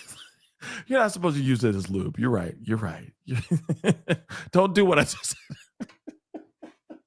It is not flammable, okay? It will not help compound fractures or nothing, okay? You break your leg, don't use baby oil on it, okay? Just don't do it, okay? Don't do it. We got more though. Oh my God. Okay, so then a few days later, you text Sly again, this time saying, I'll organize, and asked about a visit. She says, yes, we were together, me and Diddy. So that's what she's implying, okay? Trying to plan when we might see Sly. So remember the perfect trifecta, okay? NBA All-Stars, right? So you mentioned earlier that you were pursuing a modeling career. Can you tell the court a little bit about that? I did some modeling, yes, mostly commercial work. Okay, thank you. Now, I want to turn to your attention to a series of text messages. These were exchanges between you, Diddy, and an adult performer named Cabral. Do you recall these messages? Yes, I do. These messages included sexually explicit content, correct? Yes, they most definitely did. Still waiting. Still waiting. Let's see what CNN has to say. Okay. Okay, so her testimony is critical to the STing allegations, legal analyst said. So she is critical with regard to the STing allegations because we're talking about whether or not this was consensual. With respect to the actual things that she says during testimony, I think she furthers that narrative. Okay, so this legal analyst, Jackson said, Jane's testimony about telling Diddy she no longer wanted to participate in these hotel nights or be what she described as a quote unquote side chick in their own relationship, as well as telling Diddy she felt like she was quote unquote reading my own sexual trauma in the lawsuit that Cassie put out, speaks to the broader STing charge. This is what they said, this goes to the broader issues, not only of proving the charges, but to the issue of pattern, the issue of physical A, and the issue of psychological A. The issue from the prosecution's perspective that this is his MO, and that's critical. And I feel like they've done that they've shown that this is a pattern. He has done this a million times before, or not a million times, but he's done this before. He has a pattern of doing this. He has a pattern of getting these women into his clutches and saying, you're going to freak off till you die. Pretty much, right? Jackson says that the defense will likely focus on the voluntary participation, which is exactly what they're doing right now. I'm going to highlight that they're focusing on the voluntary participation angle, okay, given Jane and Diddy's years-long relationship as cross-examination continues. These are the narratives: coercion or voluntary participation. So that's exactly what they're going to be focusing on for sure, right? So we got two new updates here. Defense asked Jane about the 2021 text messages to Diddy and an adult worker, okay, an S worker. So She texted Diddy that she wanted to see him, and he responded that he had a rough day and wanted her to lead tonight. Jane responded they should freshen up, have a drink, and see where the night takes them. Diddy said that he didn't feel like being around people, according to the text read in court. On the stand, Jane confirmed, they had a hotel night after those messages. The next day, Jane texted adult performer Sly asking for explicit videos. According to those messages read in court, she testified that she was with Diddy at the time, and he was asking her to reach out to Sly for those actual videos. A few days later, after that, Jane texted Sly about coming to visit and said, "I'll organize." Jane testified that she was with Diddy at that time, and they were trying to figure out if and when they would see Sly again. Jane says she agreed to actual encounters with other men because she thought it was the only way to see Diddy. So, of course, Garagos is showing more text messages to the jury. And these are text messages in November of 2021 between Diddy and Jane planning to see each other. In those messages, Diddy told Jane to be explicit, prompting her to send explicit messages about S-acts with Diddy and an entertainer. Garagos and Jane read some of the messages aloud in the courtroom. Jane testified that she spoke in graphic actual language, knowing that's what Diddy wanted. After exchanging a series of fantasy messages about the entertainer, Diddy asked what Jane wanted to do. She wrote that she wanted to, quote unquote, spend time with her favorite person, meaning Diddy. Diddy then asked Jane if she wanted him to stop by with an entertainer. She testified saying she said yes to the actual encounter with the entertainer at her home because it was the only way to see Diddy. That was the only option I was given, and I wanted to see my lover, Jane said. Interesting. So let's see what they say now. Nothing over here. Nothing over here. Son of a gun. Let's see NBC just fell off. What's going on? Like, there's a lot that's been going on since they came back from lunch break, and they still out here doing the lunch break.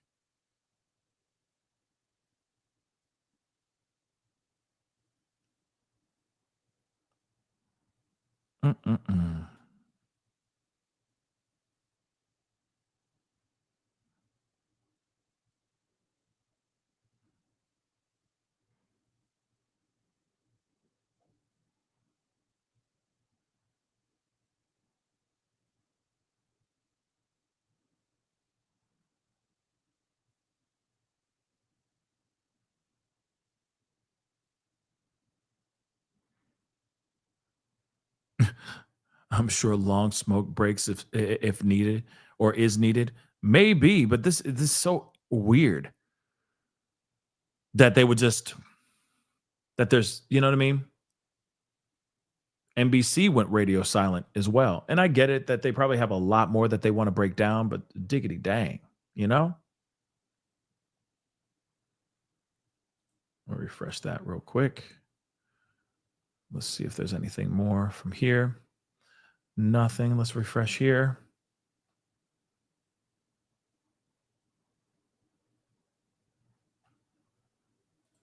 Nothing thus far. Let's see. Okay.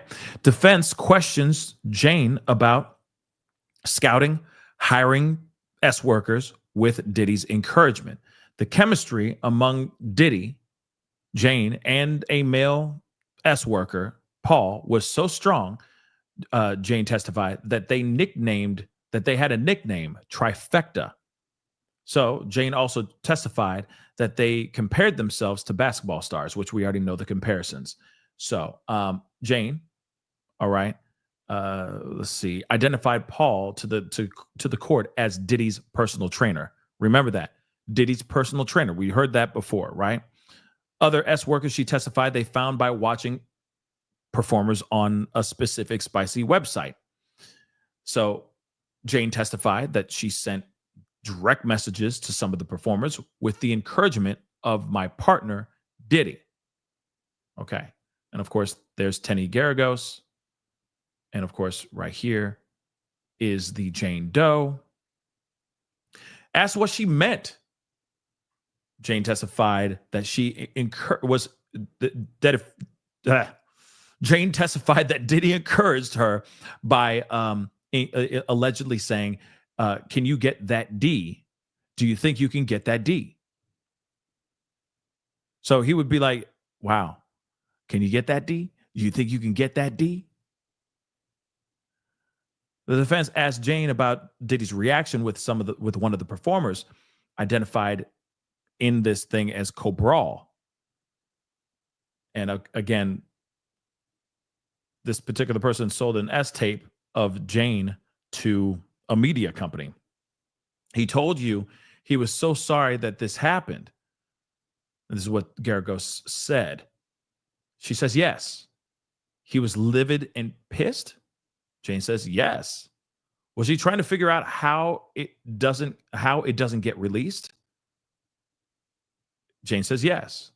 Garagos asked if Diddy's chief of staff, KK, had any knowledge of the S workers or that S workers were joining Diddy and Jane for these hotel nights.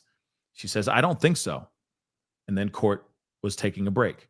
But that was an hour ago, almost an hour ago. So again, hopefully we got some new updates. Can you get that D? Take that. That's crazy.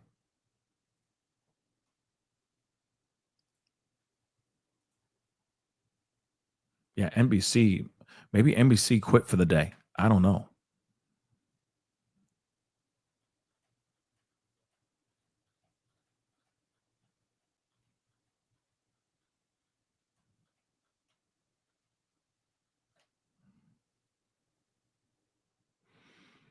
Man. Let's see. I'm going to see what you guys are saying here too.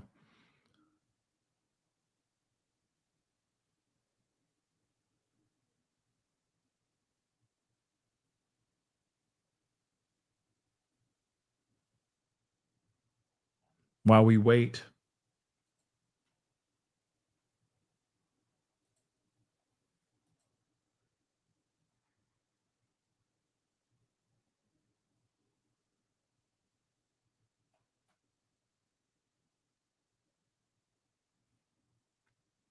Still nothing. We're just waiting, guys. No real updates thus far. But let me see here. Yeah, still nothing. That's crazy. No updates so far.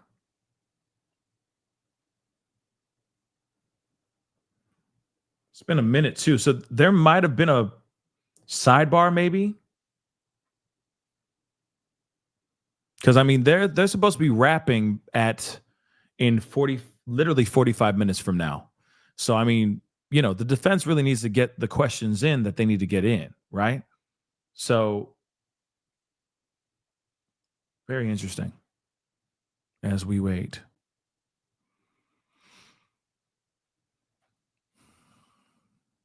Hold on.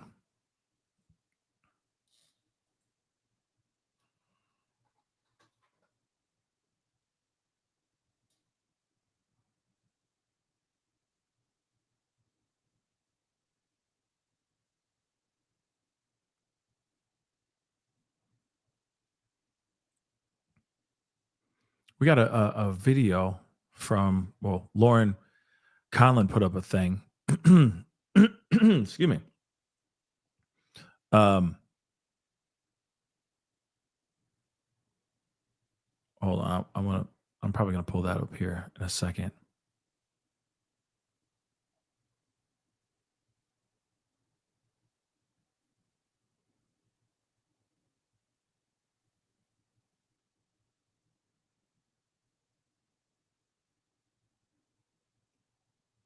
Yeah, this is honestly, there's so much crazy stuff going on.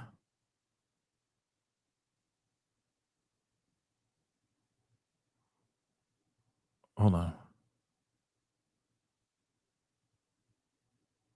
Man, there's so much going on. Hold on. Okay. Lauren Conlon put up a video. I want to check. Combs, we're going to take a look at this while we wait. Just to kill a little bit of time. So she just did this in the middle, like during the break. Just so you guys know, this is during the break. Okay. And of course she's saying, okay, you know, just some updates on what's going on. We're just going to listen to a little bit of this. But like I said, and I'm going to pull that up here in a second. But like I said before, she was on the show yesterday. Last night, we talked about all the information that came out, right? And, you know, all the, you know, Jane Doe's testimony, you know, her direct with prosecution. We kind of did a quick breakdown of all that, but obviously there's a lot more that's going on. She is still in the courtrooms doing her thing. So she's giving a little bit of a breakdown of what's going on. And I did call Diddy a cuck. I did call him that word. I called him that C word, man, earlier on in this trial when we were sitting there. I'm like, man, this dude straight up is that. That's what he likes. Okay. And there's nothing wrong with that. If you like that stuff, that's what, you know, really, you know, shivers your timbers, then all right, as long as it's consensual, damn, you know what I mean? Just make it consensual. All right. And then you won't have any problems. But at the same time, this is where we're at right now. So let's take a look at this. And I'm going to pull up the link for her, the interview that I had, the conversation I had with her yesterday afternoon. Okay, let's take a listen. U.S. versus Sean Combs. We are on day 20. I'll start with the morning where the mistrial was denied. Essentially, the judge, you know, he made a comment, something like, look, Nicole Westmoreland, her cross-examination of Brianna Bongolan was like this Perry Mason moment, but that's not a fodder for a mistrial. You know, the defense did a really good job of undermining the witness testimony, and you know, that's that. And Alexandra Shapiro was just essentially saying that the government knew that Brianna Bongolan was possibly going to perjure herself because they knew about the date of the photo, and they had, you know, they had the information that Diddy was out of town for those days. So there's some back and forth on that. And then the motion to call Dr. Hughes as a witness back, who was the trauma expert, the government wanted to recall her. That was denied. The judge, you know, he said that would sort of prejudice the defense, thinking, oh, this witness is more important than others, so we're going to call her back. And there is a juror issue. So the juror issue, we don't actually know what that is. There have been rumors of social media, but the defense has said they don't have an issue with this juror, but the government has to look a little bit deeper into it before they make a decision. And it's juror number 6. They kind of let that slip.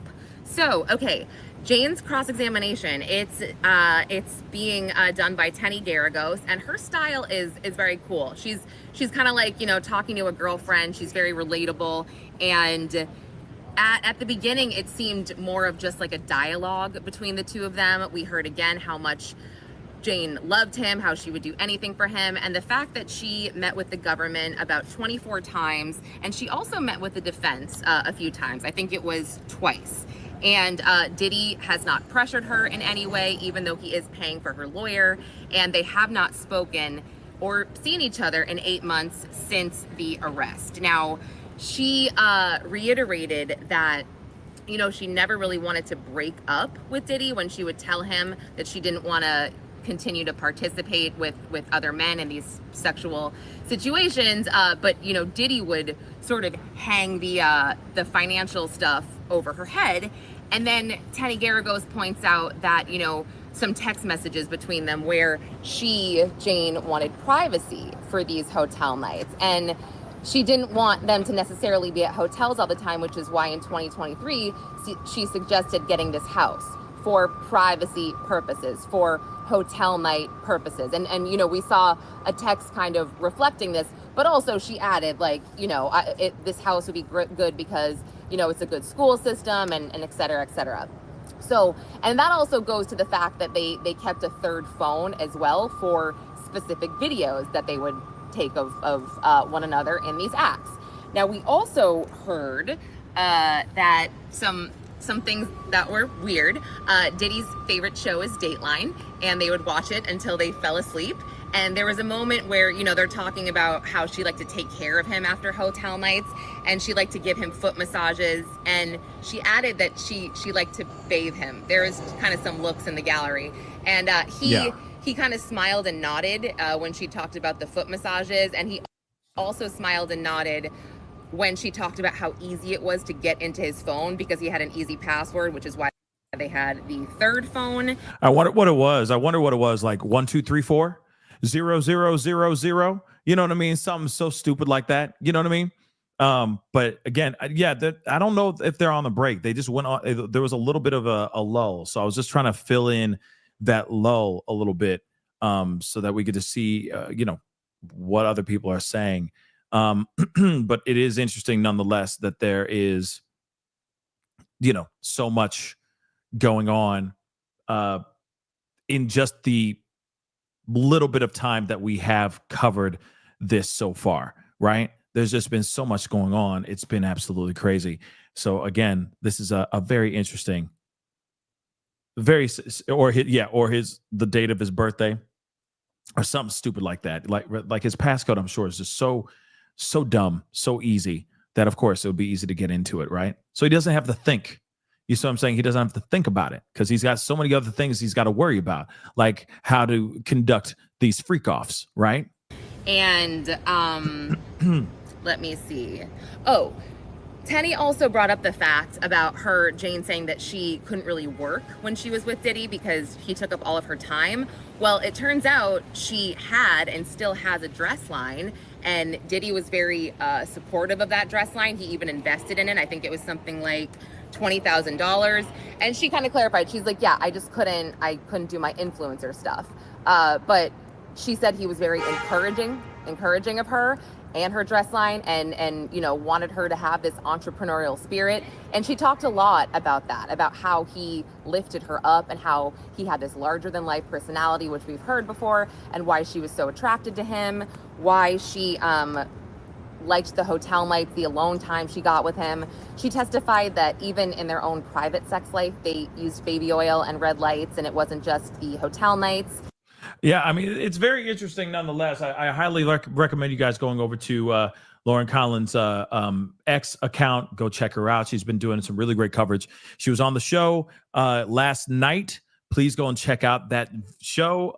It's pinned to the top of the chat. Okay, that link is pinned to the top of the chat as we speak. So go and check it out after this show. Go check it out. Because, I mean, obviously, this is going to be over in a little over 30 minutes from now. So they're clearly, you'll clearly have some time to look at some stuff and just hear from Lauren Collins, opinions and thoughts on what's going on inside that courtroom. Because I'm sure, as you even heard in that's just fresh out of the trial, out of the courtroom during one of the breaks, right? So during one of the lunch breaks. And it is very interesting, everything that's being said. And I get what the defense is most definitely trying to do. I don't know why. It's like it broke. It's like the feed broke or something. So we're going to go back. Let's go back over to hers again. Yeah, because I'm about to say it's like there's a glitch or something weird. Okay. So blah, blah, blah. Okay. I'll organize. Blah, blah, blah. Okay. Because that's how he'd like to communicate. So you both exchanged a series of fantasy messages, and eventually Diddy asked what you wanted to do. How did you respond? I said I wanted to spend time with my favorite person. So after that, did he ask if you wanted him to come with an actual entertainer? Yes. Did he agree to that? I did. Or did you agree to that? I did. Because that was the only option I was given. I wanted to see the one that I loved. So Garagos asked, Jane, I'm going to read aloud a message you sent to Diddy. So she starts reading. I want to sit on your face. Do you recall sending that? Yes, I do. Can you explain the context of that message? Okay. Well, when a man loves a woman, or when a woman loves a man, they sit on their face. So anyway, it was part of the Eschwell exchange. That kind of talk was expected. And these messages, you also used the water drops emoji several times. What did that emoji actually suggest? It was meant to suggest desire and excitement in that Eschwell manner. It was part of the way we communicated. Okay, Jane, that's fine. In several of these messages, you describe in detail what you would do to the entertainers, to those entertainers that Diddy hired for these so-called freak-offs. Do you recall those actual text messages as well? Yeah, yes, I do. Were those your actual desires at the time? These are good questions, guys. No. Those were things that I wouldn't have occurred. Those are things that wouldn't have occurred to me on my own. Then why send them? Because that's what he wanted to hear. I was giving him options, trying to please him. It wasn't about what I wanted. It was about keeping his interest. It wasn't about what I wanted. Correction. It wasn't about what I wanted. It was about keeping his interest.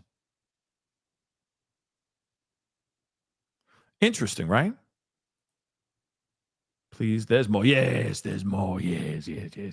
She types fast. This woman's fast, y'all. Woo! Garagos continues. Jane, let's talk about one of the more graphic messages you sent Diddy, shall we? You initiated the exchange, correct? So she pauses, visibly uneasy. Before I answer, I just want to say this. I just want to say this wasn't who I naturally am. All right, go on. I felt like I had to speak that way. I needed to keep him happy. I am, in 2021, really madly in love and wanted to please him and appease him. So this message wasn't about your own desire? No. I was just being agreeable. That's what he liked. So I adapted. Somebody said, for money. Yeah. All I really need is money. Interesting, right? Interesting. Don't you think?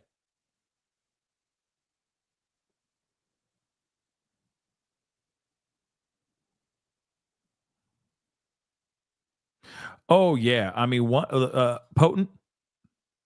Okay, Potent, you ain't wrong. Shannon Sharp still got a treasure trove of problems, okay?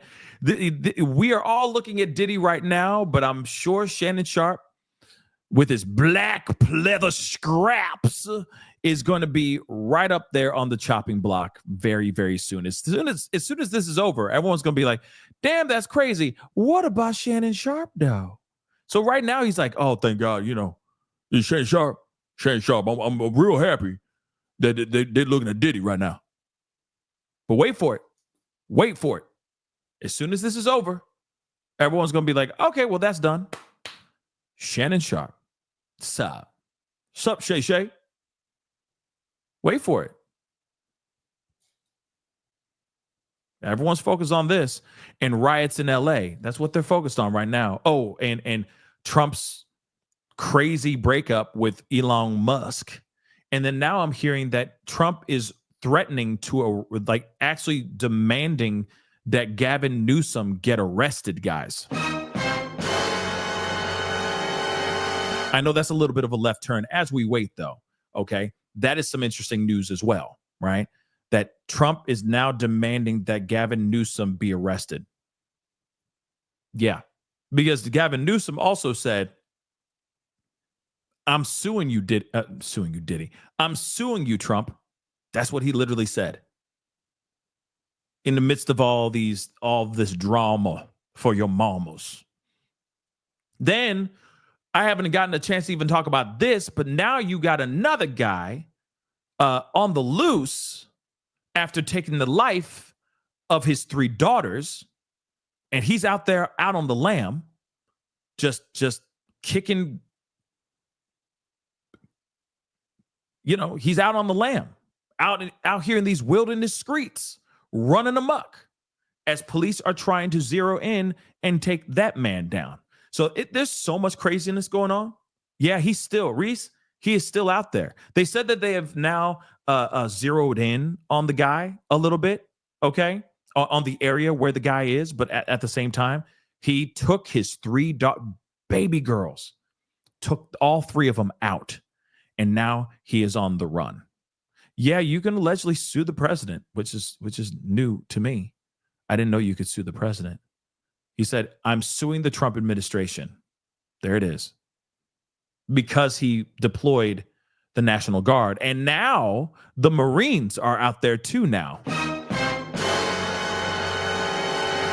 Yeah, it's crazy. Ain't that crazy? It's crazy. So there's a lot going on all at the same damn time. This is when I wish that, I was a 24-hour news service, you know what I'm saying? Where I could just be like, here, live, we're talking about this craziness. And then while we're here, we're still talking about this craziness and this craziness over here. You know what I mean? I wish it was like that. But yeah, you guys don't like that stuff. You guys don't like that stuff. You just wanted to be like, what's going on with Diddy? But if I said in other news, in the meantime, in other news, you guys would be like, I don't want to listen to that crap. Let's get back to Diddy, man. Right? But there is a lot that's going on. Okay. That man, last name is Decker. Oh, I'm forgetting his first name. I think it's is it Travis Decker? I don't remember. Decker's sisters. Hold on. I just want you guys to know, because this is what's really going on. And I don't think it's Travis. It's a very not. It is. It is Travis Decker. Oh my Lord. Okay, I'm pulling this up while we let this cook. Let me just give it a second to cook. This is important though, because those of y'all who are in that area in Washington State, y'all need to know what's going on. So there's a man who is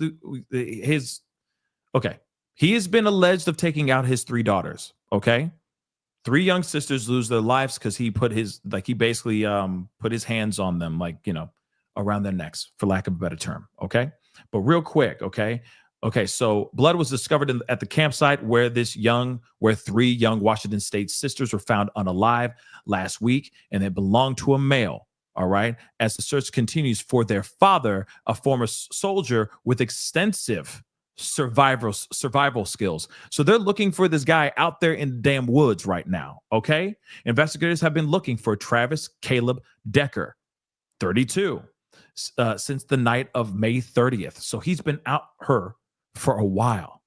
When he failed to return the girls to their mother's home in Wenatchee, which is 100 miles east of Seattle, after a scheduled visit. So 3 days later, the sheriff's deputy discovered the bodies of 9-year-old Peyton, Evelyn, and 9-year-old Peyton, 8-year-old Evelyn, and 5-year-old Olivia down an embankment at a campsite in the Cascade Mountains. The campsite west of Leavenworth is about 11 miles from Pacific Crest Trail, which runs from the U.S.-Mexican border or Mexico border to the U.S.-Canada border. Okay, Decker has been charged with M and the taking of these children, according to a probable cause statement filed by Chelan County Superior Court last week. Decker's truck was left at the campsite, and it had 2 bloody handprints on the tailgate. In the news release Monday from the sheriff's office, they said tests revealed that one of the blood samples taken from the scene belonged to a male, and another one turned out to be from an animal. So the sheriff's office did not say whether the tested samples have been taken from the tailgate. DNA and fingerprint analysis are pending, and apparently from a news release. Decker's dog was also found alive at the scene and turned over to Humane Society, or the Humane Society for care.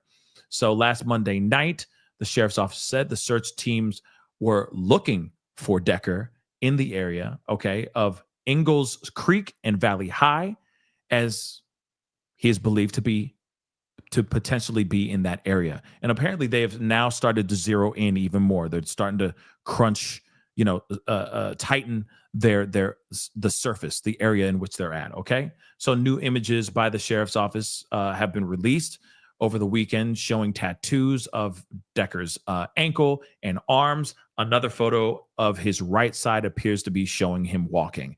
So again, you can see he's tatted up, right? He's got some tats. Okay, black hair, slicked back.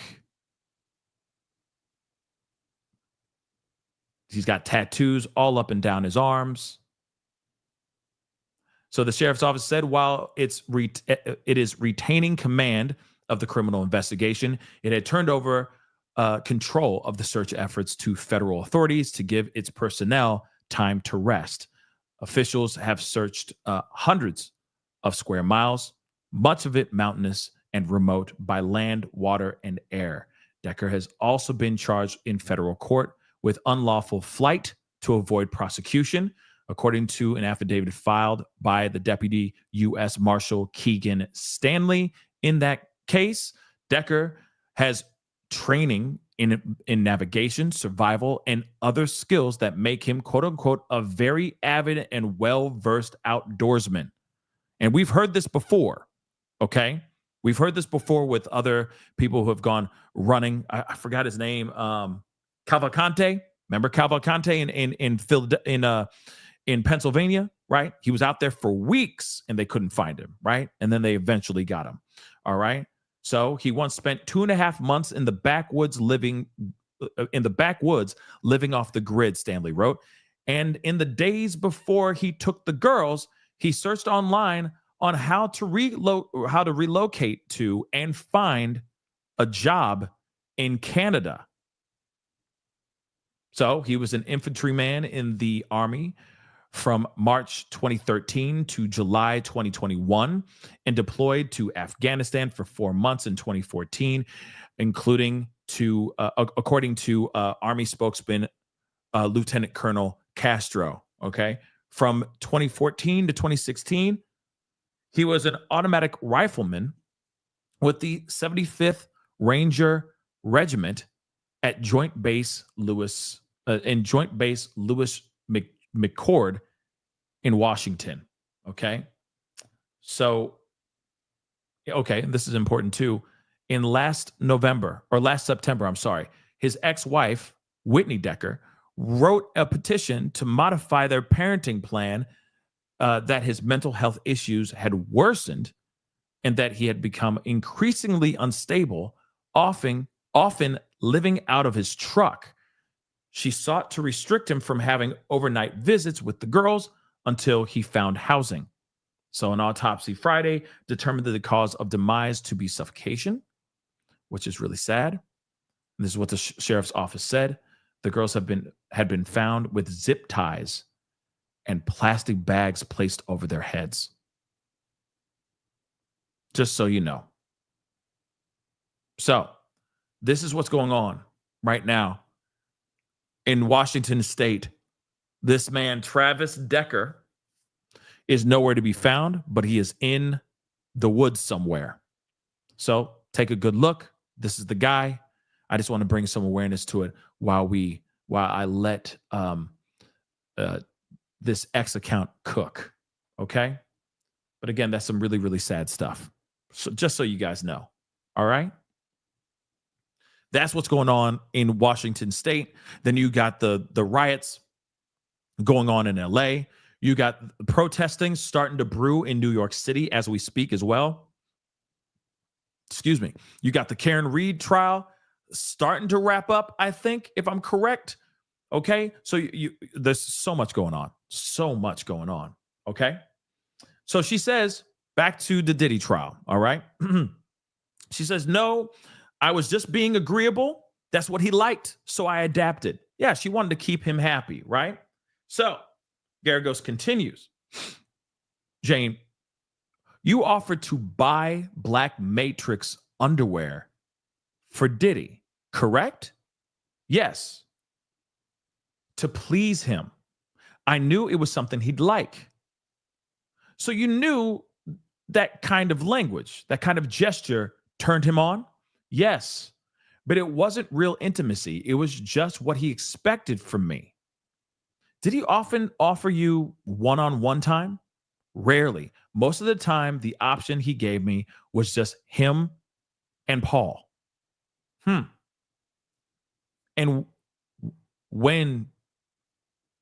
when you agreed to that, I said yes. Because I wanted to see him.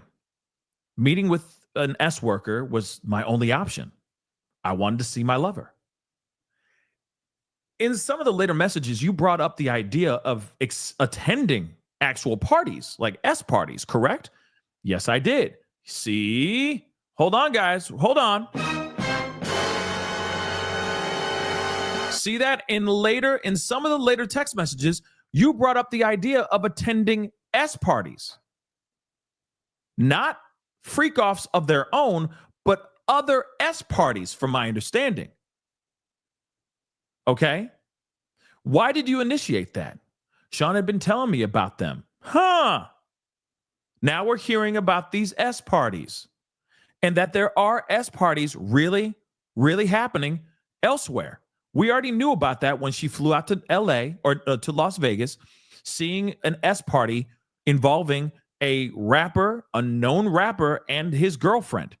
We heard about that too, which of course they're saying could possibly be Kanye and Bianca, that they went out to Las Vegas with her and they were basically involved and watching an actual S party going on all at the same mother-loving time. So again, this is a staple thing that's happening within this community of people. Okay? All happening within the same group of people, which is insane. Sean had been telling me about them. He said we should go to one. So this was your idea or his? It was his. I was just giving him options, saying what I thought he wanted to hear. Did you and Diddy discuss hiring S workers like Don and Cabral? Yes. He often brought them up. In fact, you reminded him that he wanted to, quote unquote, save Cabral for a grand finale. You called it a showstopper, big boom, game over situation, didn't you? What is this big boom, showstopper, game over situation? Was he just blasting loads or something? What is she talking about? So Jane says, yes, I was trying to delay it, just making excuses to get out of something he was pushing me to do. Let's talk about the voice messages from November 2022. 2022. Diddy told you the last vision we had included Don and Sly, the entertainers you used frequently. That's what he said, yes. You replied suggesting he wait until after the album dropped. Why? Why would you say something like that? Like I said, I didn't want to go through with it. I thought if I played along and pushed it down the line a little bit, he'd eventually drop it. But after, you saw on social media that he was with another woman, right? Yes, I did. He told me he wanted to see me. But there she was, posting with him. And in your text, you expressed frustration, right? You said he pressured you for hotel vibes with Don and Sly, but spent that time with someone else, someone he bought a Chanel bag for. Exactly. I gave in to things I didn't want. with strangers and still didn't get the same care or treatment. Jane, Diddy gifted you a Van Cleef necklace and a Bottega Veneta bag. I don't know what the hell that is, but he gave you gifts. Did he not? Yeah, he did. How much does a Bottega bag usually cost? She pauses, then sharply. How much does my body cost? Oh! Shots fired. She goes, how much does my body cost? Okay? But Jane, please answer. The judge says this. He's sitting there like leaning in like, no. You need to answer that, girl. All right, Jane, answer that damn question. This is good though, right? Please answer the question you were just asked. So again, Miss Doe, how much does a Bottega bag run? Around $1,500 to $5,000, depending on the bag. And do you know how much a Chanel bag costs? No. Jane says quietly, I'd like a break. We'll take a brief recess. That's what the judge said. And now they're on a recess. Oh, my damn. I know it doesn't make any sense. I agree with Terry right here. She says, why take a recess that they're ending in less than 15 minutes, though? They're supposed to be done in 15 minutes. So why take a mother-loving break? So that's interesting. How much does a Chanel bag cost? I don't even know. Let's see. I don't know.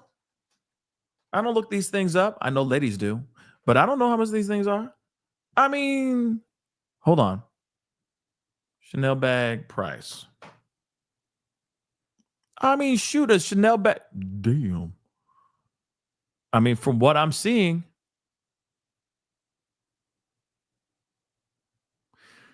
listen, I'm looking at ones that are pre-owned. One is as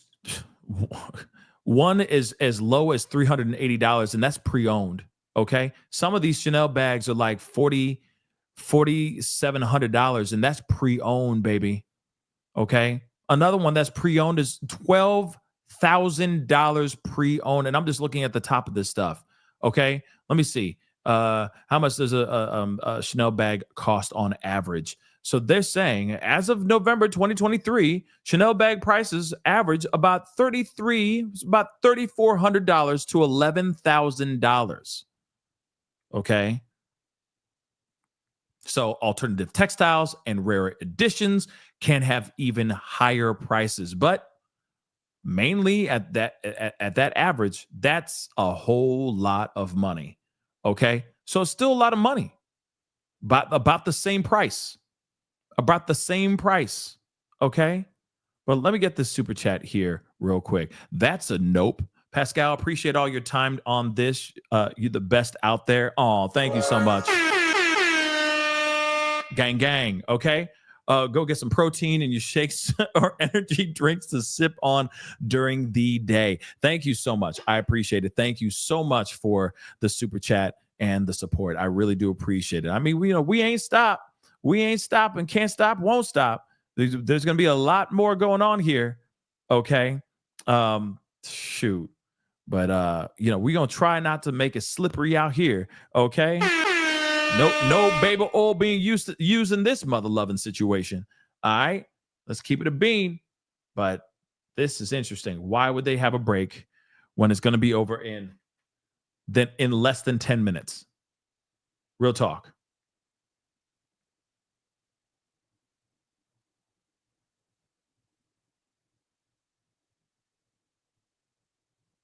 Somebody said in the chat underneath the post that we've been seeing from Jewel, saying this girl's not honorable. Wow, she gives mixed messages about the open relationship she agreed to, whilst simultaneously complaining about the love contract she'd under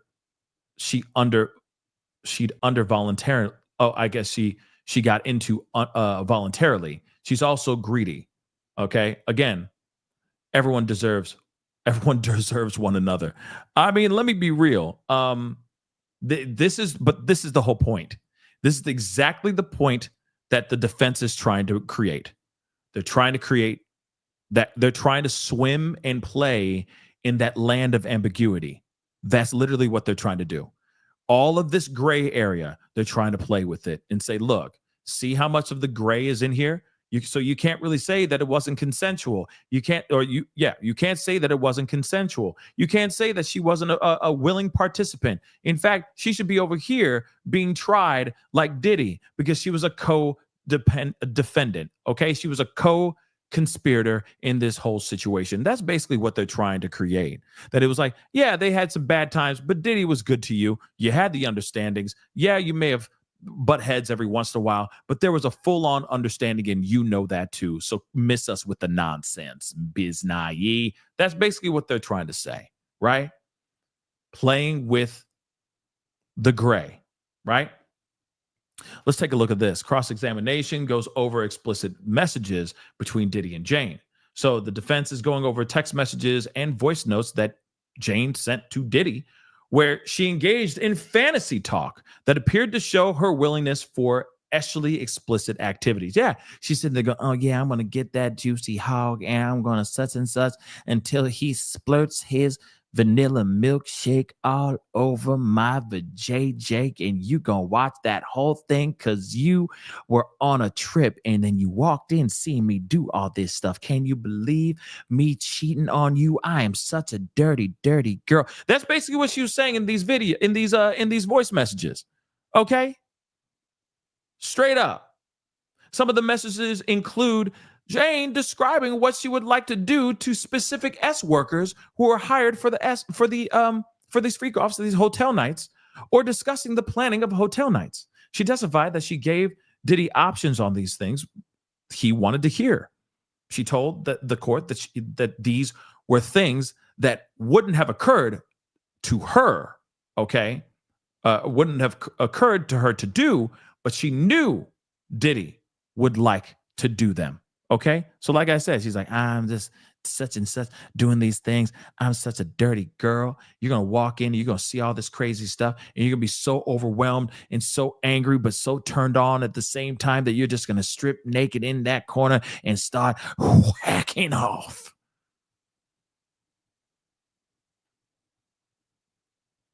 That's basically what it is. Jane and lawyer exchange heated words over handbags. That's helpful because, again, it seems weird. Like, just tell me.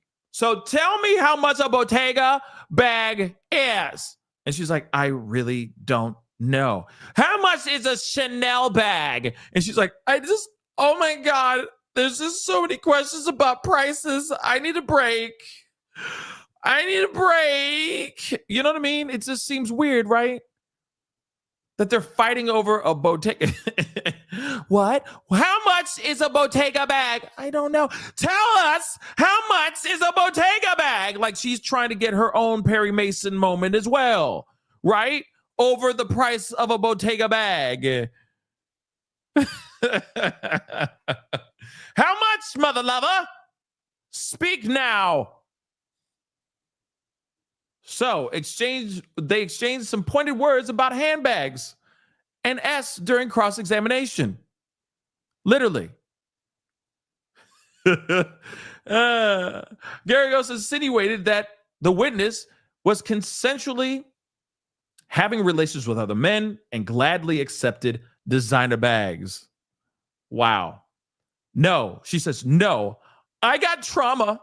That's what she said. She responded to Garagos when she questioned if she didn't get anything.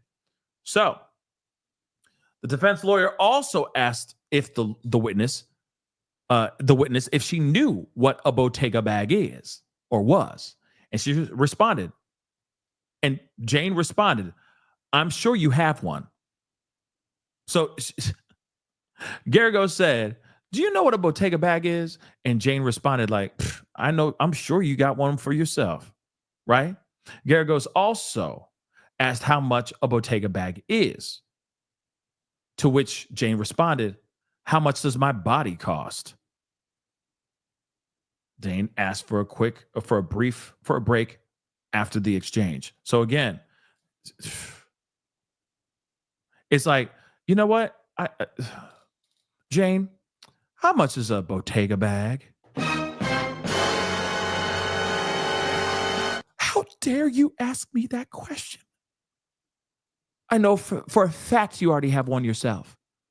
So why don't you answer that question yourself? Ma'am, I'm going to ask you again.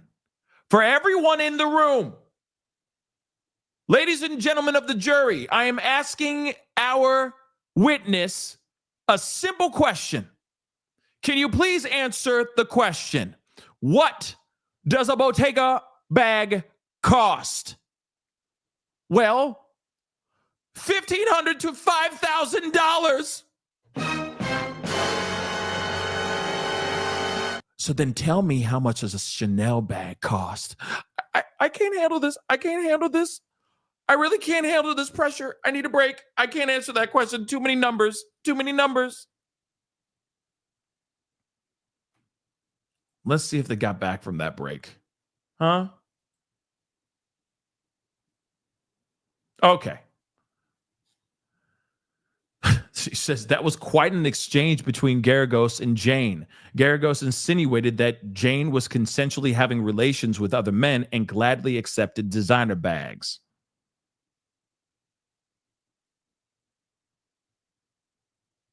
And she said, how much does my body cost? You know for a fact her body's being put through the ringer with this stuff. Let's be real. Her body is going through all that stuff. So I get it. It's like my body is, I'm risking my entire body. Real talk. It's like she's doing stunts. You want to know why? It's like, is she going to come out of this with the STD or not today? She's like the evil Knievel. It's like her and Cassie were the evil Knievels of freak offs. Real talk. Will they come out unscathed today? We're going to find out right here on Freak Off Nights. You know what I mean? I see she's getting well lubricated up, nicely oiled up. You see that baby oil sponsored by Johnson & Johnson? Johnson & Johnson, please go and check it out. Johnson & Johnson, buy 5, get 1 for free. But the main question we're all asking before this freak off gets down, is she going to get burned or not? And here comes Diesel. Diesel's looking a little, looking healthy today, for lack of a better term, guys. Looks like he's heavily hydrated right now. So we're going to get into it now. You know what I mean? Like it is like evil Knievel with her body. She's risking it all. Let's be real. She is risking it all right now. Okay. So they're back.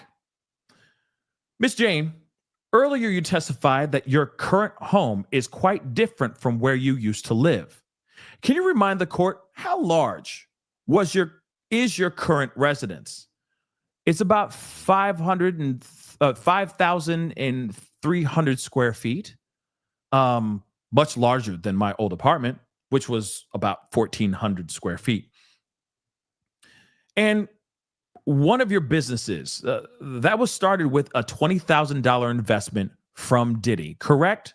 Yes, that is very correct. And he never asked for a share of the profits, correct? No, he didn't. Yet earlier, you said you weren't able to do anything professionally during your relationship with Diddy. Is that still your position? Yes. Had I not dove headstrong into that relationship, I probably would have been a bit more successful in that time frame.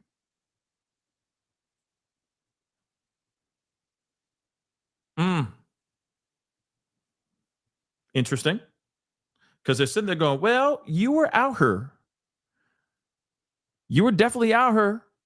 You were doing your thing. And Diddy was right there. He invested into a business that you say you couldn't even do. Like you couldn't even do anything. You couldn't even conduct work at all. All you were doing were these freak offs. That was your entire existence for those years that you were with Diddy. So now he's investing into a business that's going to require some focus and some dedication and time. So you mean to tell me that you can't You were saying that you couldn't do anything, and yet you still were able to do something. You started a whole business. And thank God for Diddy and his investment, because without that investment, that business would not have gotten off the ground. In fact, he just gave you the money. He didn't ask for any profit. He didn't ask for any return. Now, did he? And she's like, nope, he did not. He just gave me $20,000. Now, with him, $20,000 is chump change. That ain't nothing. That's like dollar menu prices in his personal opinion, I'm sure. But still, no matter what, he did do that. And she is confirming that he did do that with no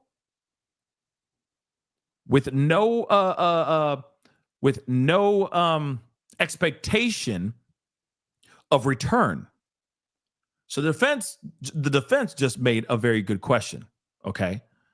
Because she said, I couldn't do anything. The whole time I was focused on him. I couldn't focus on anything else. I had to make sure my hair was done, my nails were done. I had to focus on making sure my health was on point, that I was in shape, etc. Because if I was slacking in any of those areas, he didn't like that stuff. So I had to stay on point. That was my job, to stay on point and look good for him for these freak offs. I didn't have time for anything else, but yet you still had time to put together an LLC and try to get a clothing line up off the ground. I could see this being bad for him, or bad for her. I'm sorry. The defense is making some good points here. I'm sorry. I call it like I see it. Okay. I call it like I see it. Damn, William. Damn, Will. Thank you so much, Pascal. Another great show. Awesome chat. I'll support all that. Thank you. Thank you so much. I appreciate it. Thank you. Dang. Thank you. That really means the world. Y'all been really, really amazing and generous today. That really means the world to me. Seriously. Okay. But thank you so very much. Thank you, Will. Thank you. But still, again, like I said, guys, I mean, when you see this stuff, I mean, this is not helping her testimony. Is it annihilating everything? Is she, quote unquote, cooked, as the young kids would say? Not yet. But we'll see as the gavel strikes. So continue on.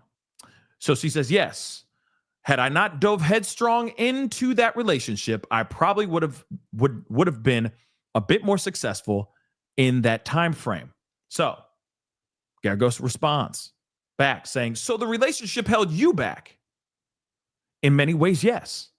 Had I not drove headstrong into this relationship, I probably would have been more successful in that time frame.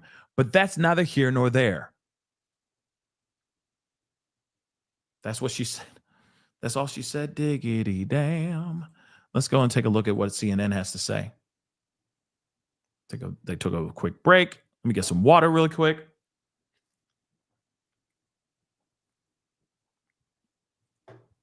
Okay. Jane says she profited a little bit from business Diddy invested in. So they came back from that short break. She testified that the home she lives in is now a 5,300 square foot place, which is significantly bigger than where she was living before. Okay. She said that she's profited a little bit off of the business that Diddy invested into, which was $20,000. She confirmed that Diddy never asked for any portion of the proceeds. Yeah, he didn't want any ROI, no return on investment, which is interesting, right? He was just like, here, take this money. I got you. I don't need it. I don't care. If it succeeds, it succeeds. Congratulations, right? Defense attorney Garagos pointed to her businesses and asked businesses, interesting, plural, okay, and asked about her previous testimony that she wasn't able to do anything during the years she was in a relationship with Diddy. And then, of course, we already heard about that. Like, had I not dove headstrong into this relationship, I probably would have been more successful in that time frame, right? She wouldn't have been able to, go in there and post more things on Instagram and make more money off of Instagram and all that stuff. But the fact that she was able the fact that she was able to make 50 grand a year on posting things on Instagram alone is insane. And this makes everyone go, dang, I wish I was a good looking woman. I'd be posting all day long. You know what I mean? Just posting solely on Instagram alone, 50 grand a year. Shoot. But then think about it. 50 grand a year on that. Then on top of that, adding, say that she started a YouTube channel, or say that she did OF on top of that. That's some good cheddar, y'all. That's some good cheddar. Okay. I'm just saying. Right. But again, I'm not her, and nor am I trying to shame at all. I'm just saying, damn, that's some good money. Just posting a few things a week or a few things a month on a platform, and you're making 50 grand a year. That's pretty good just on one platform. Of course, it can always be better. But that's what she's saying, that she could have made more if she was focused on that and solely focused on that, right? But yeah, Nidra, let's be real. It must be nice. Absolutely. It must be. Okay. Must be nice to just have Diddy just drop 20 grand and go, put this towards your business. I got you. Go ahead. No. I don't need any return on investment. Nothing. I don't care.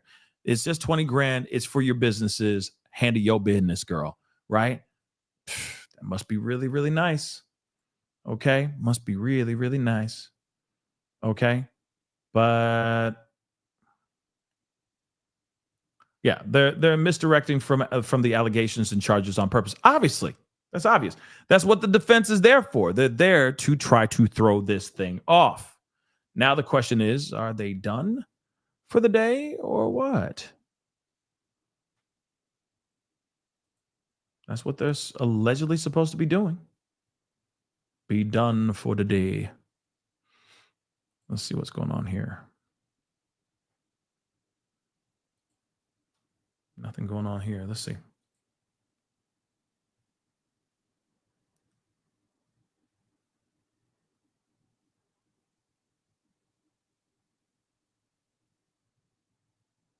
Here's another view. Somebody else said everyone else in that courtroom has to go and work for a living.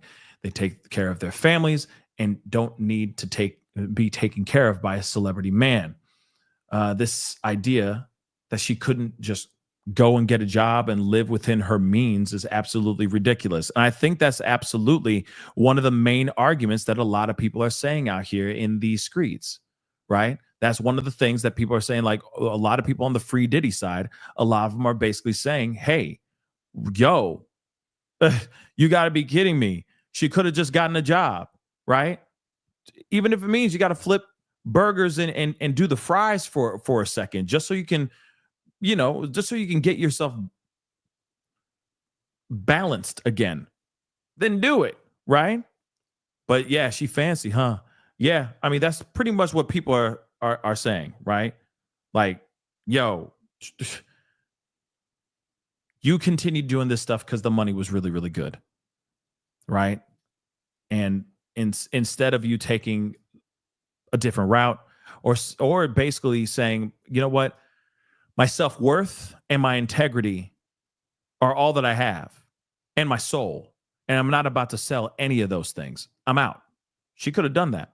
And that's what some people are saying, right? Some people are literally going, hey, you know what? She could have walked. She should have. But she stuck around because the money was good. And that's exactly what the defense is trying to paint.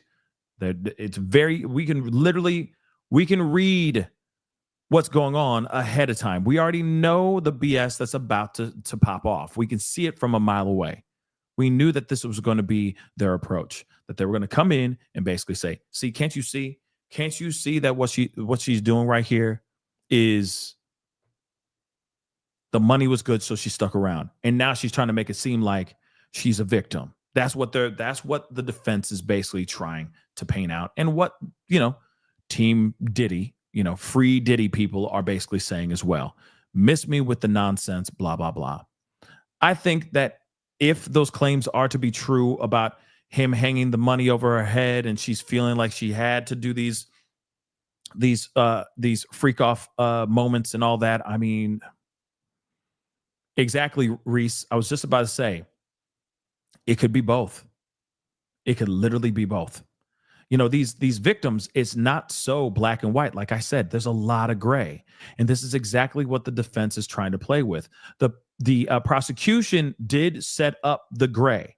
They definitely set up the gray because they knew that the defense was going to go in there and play inside the gray because they can't play with the black and white. They probably will talk about the attack, the physical altercation, and all that, but they're not going to go deep into it because it's very black and white. Those moments are very, very. There's a stark contrast. I'm sorry, to the gray stuff that they're talking about. Oh, so he gave you purses. Oh, he gave you really expensive stuff. Oh, he gave you gifts. He didn't just pay just for your rent. He gave you gifts. No, he didn't just dangle, the rent over your head. He also, showered you with loving text messages and voice notes, right? So again, and yeah, you weren't forced to do these freak offs. You set them up too. You were a willing participant. What are you talking about? So like I said, gray, gray, gray, gray, gray, gray, gray, gray, gray. And that's exactly what they're doing right now, right? So let's see what happens here. Come on. Let's see what they say here. They're probably adjourned. Yep. Jury dismissed for the day. Court will start late tomorrow. So it'll start late tomorrow. Oh, dang. So the jury is dismissed for the day with instructions that court will begin at 1 p.m. tomorrow.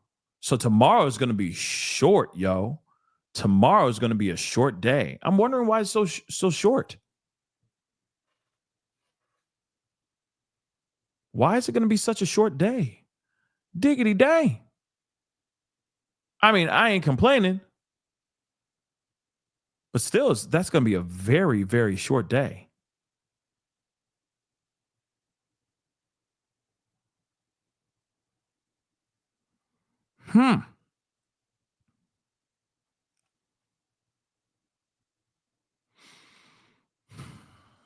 Let's see what the updates say.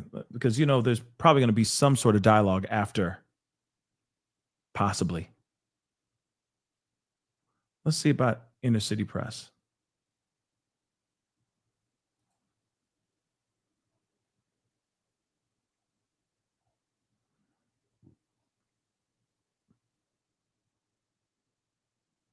It's just so weird that he hasn't said anything, y'all. I hope he's okay. This is weird that he went completely radio silent.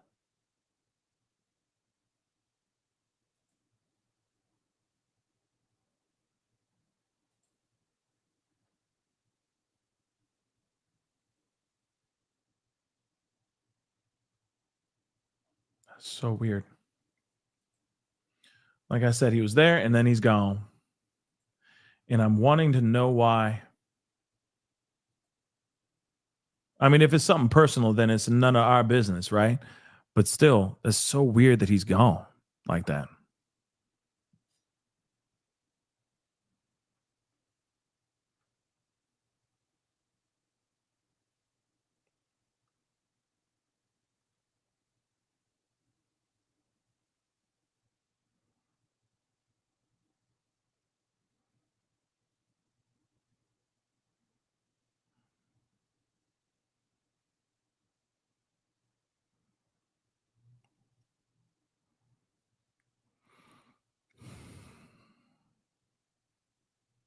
Let's see. Okay.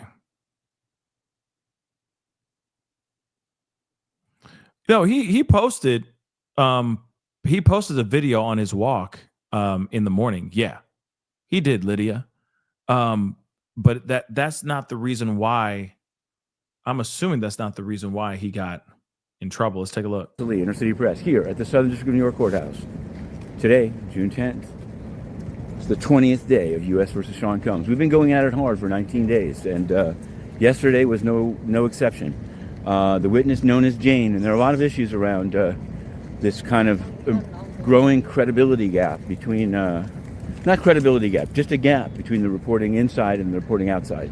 In any event, Jane did finish past 5 p.m. her direct examination, culminating in a a violent incident in their home, as it's described, in Los Angeles, with 4 doors kicked off, and they remain off, as well as Combs apparently still paying for the house and for her lawyer. I don't know what the implications are. I'm sure it'll come out on cross, which we'll be covering as best as we can, and we're also covering these ICE arrests, ICE protests, ICE arrests. Yesterday, as we left the courthouse. So maybe he's covering that right now. Maybe that's what's going on. Maybe he was like, yo, this is what's happening outside of the courthouse. This is what's happening in New York. The ICE stuff, the ICE protests, etc. It's spread out into New York. Like I said the other day when we were covering the protests in LA that have turned into riots and all that, I talked about that in the show, that it was like there's a possibility that it could spread to New York. And allegedly, that's what's actually happening right now. There are protests. Right now, they're peaceful. They're very peaceful protests in New York. But nonetheless, the protests are happening in New York right now. So, and throughout this trial, the protests are happening in New York too. So there could very well be a situation where he is covering that right now, where he's like, you know what? Nah, I need to focus on what's going on right now. I've already done weeks of this stuff inside of the courtroom. Let me go out here and show what's going on or cover what's going on in the streets of New York. Maybe that's what he's doing, right? But still, nonetheless, it is very strange that he just went radio silent. So they adjourned for the day. Okay, Jane will still be there tomorrow. So judge says the court will start at 1 p.m. So recap coming up.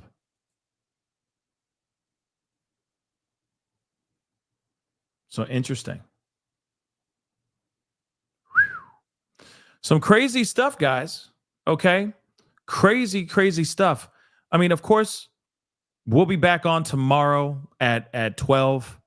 It's 12 p.m. Central Standard Time, 1 p.m. Eastern Standard Time. So it's nice because it means that, everyone can kind of get a chance to get some rest, sleep in a little bit, and get ready for today or get ready for tomorrow. I'm sorry. But it's interesting. Glitter just said, maybe Jane stuck around for the money.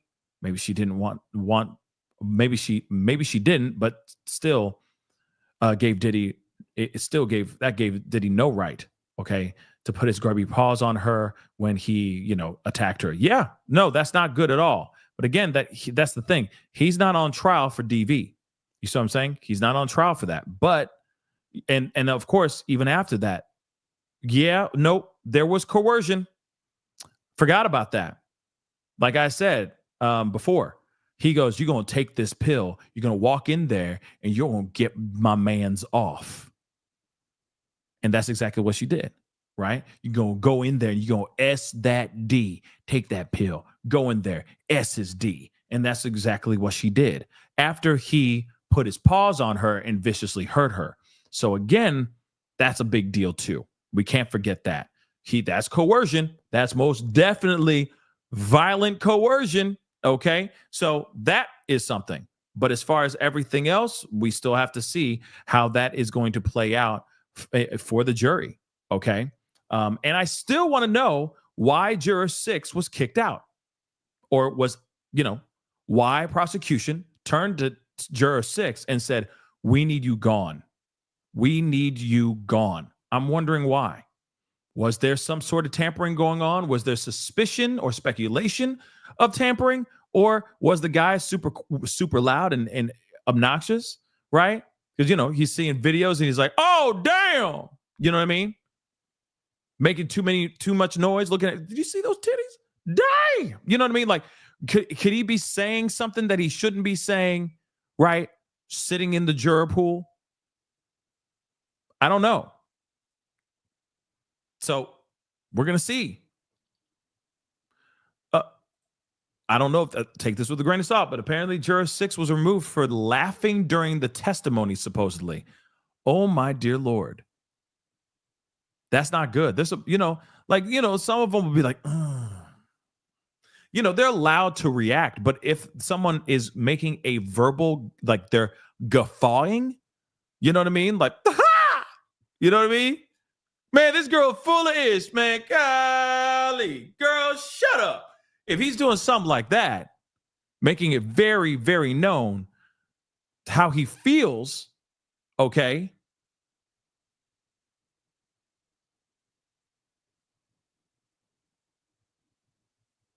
I can see why the prosecution's like, oh, he's already biased. Like he's already biased before he even got put into the trial. And that's the reason why the defense is like, please don't let him go. No. That was our one. You know what I mean?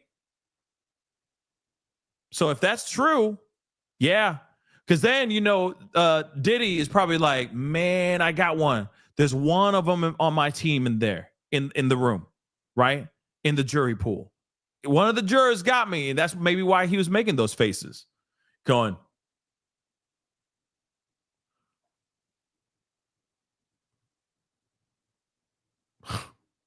right?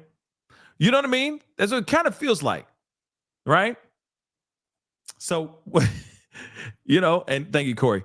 And thank you so much for being a member for 5 months. But still, it does make you wonder what's really going to happen here.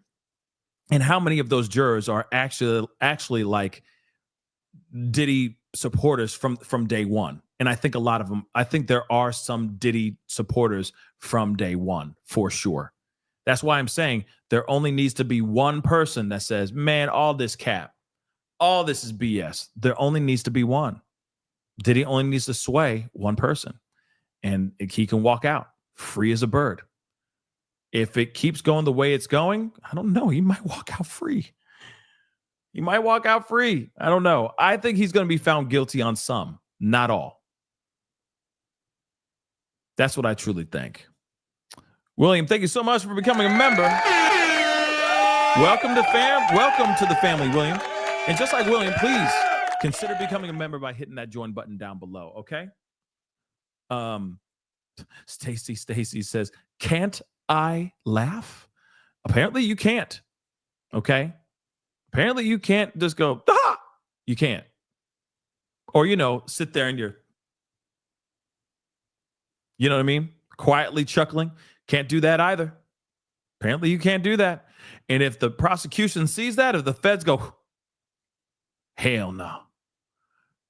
Juror 6, what the hell's wrong with that dude? No, he's not here for us. He's not here for justice at all. He's already biased. We got to get him gone. And that's exactly what happened. Ain't that about a B, right? But that is the show. I appreciate y'all for being out here and checking out the show, being a part of the conversation. I really appreciate that. Yeah, actually, it's like they saw him do the dog and duck hunt. Yes, I said it. Okay? Like the dog and duck hunt. Okay? Without the loud laughter, but he's just like, ee. And they're like, gotcha, B. Nah, you can't do that. Not on my watch. You out. Right? So, very interesting, though. Anyway, guys, that's the show. Thank you so much for tuning in, checking out the show. Be sure to hit that like button down below, please, and thank you, okay? Crush it, all right? Love for it to get to 1K before you head out, so hit that like button on your way out. That would be greatly appreciated, all right? Don't forget to hit that subscribe button, please, and thank you. Crush that subscribe button. Hit that join button down below, become a member, check out my Patreon, check out my locals, and of course, check out PascalMerch.com. All right? Anyway, guys, it is time to get going. Much love to you guys. I'll see you guys very, very soon. Much love. Be good to yourselves. Be good to one another. This is The Pascal Show. Bye.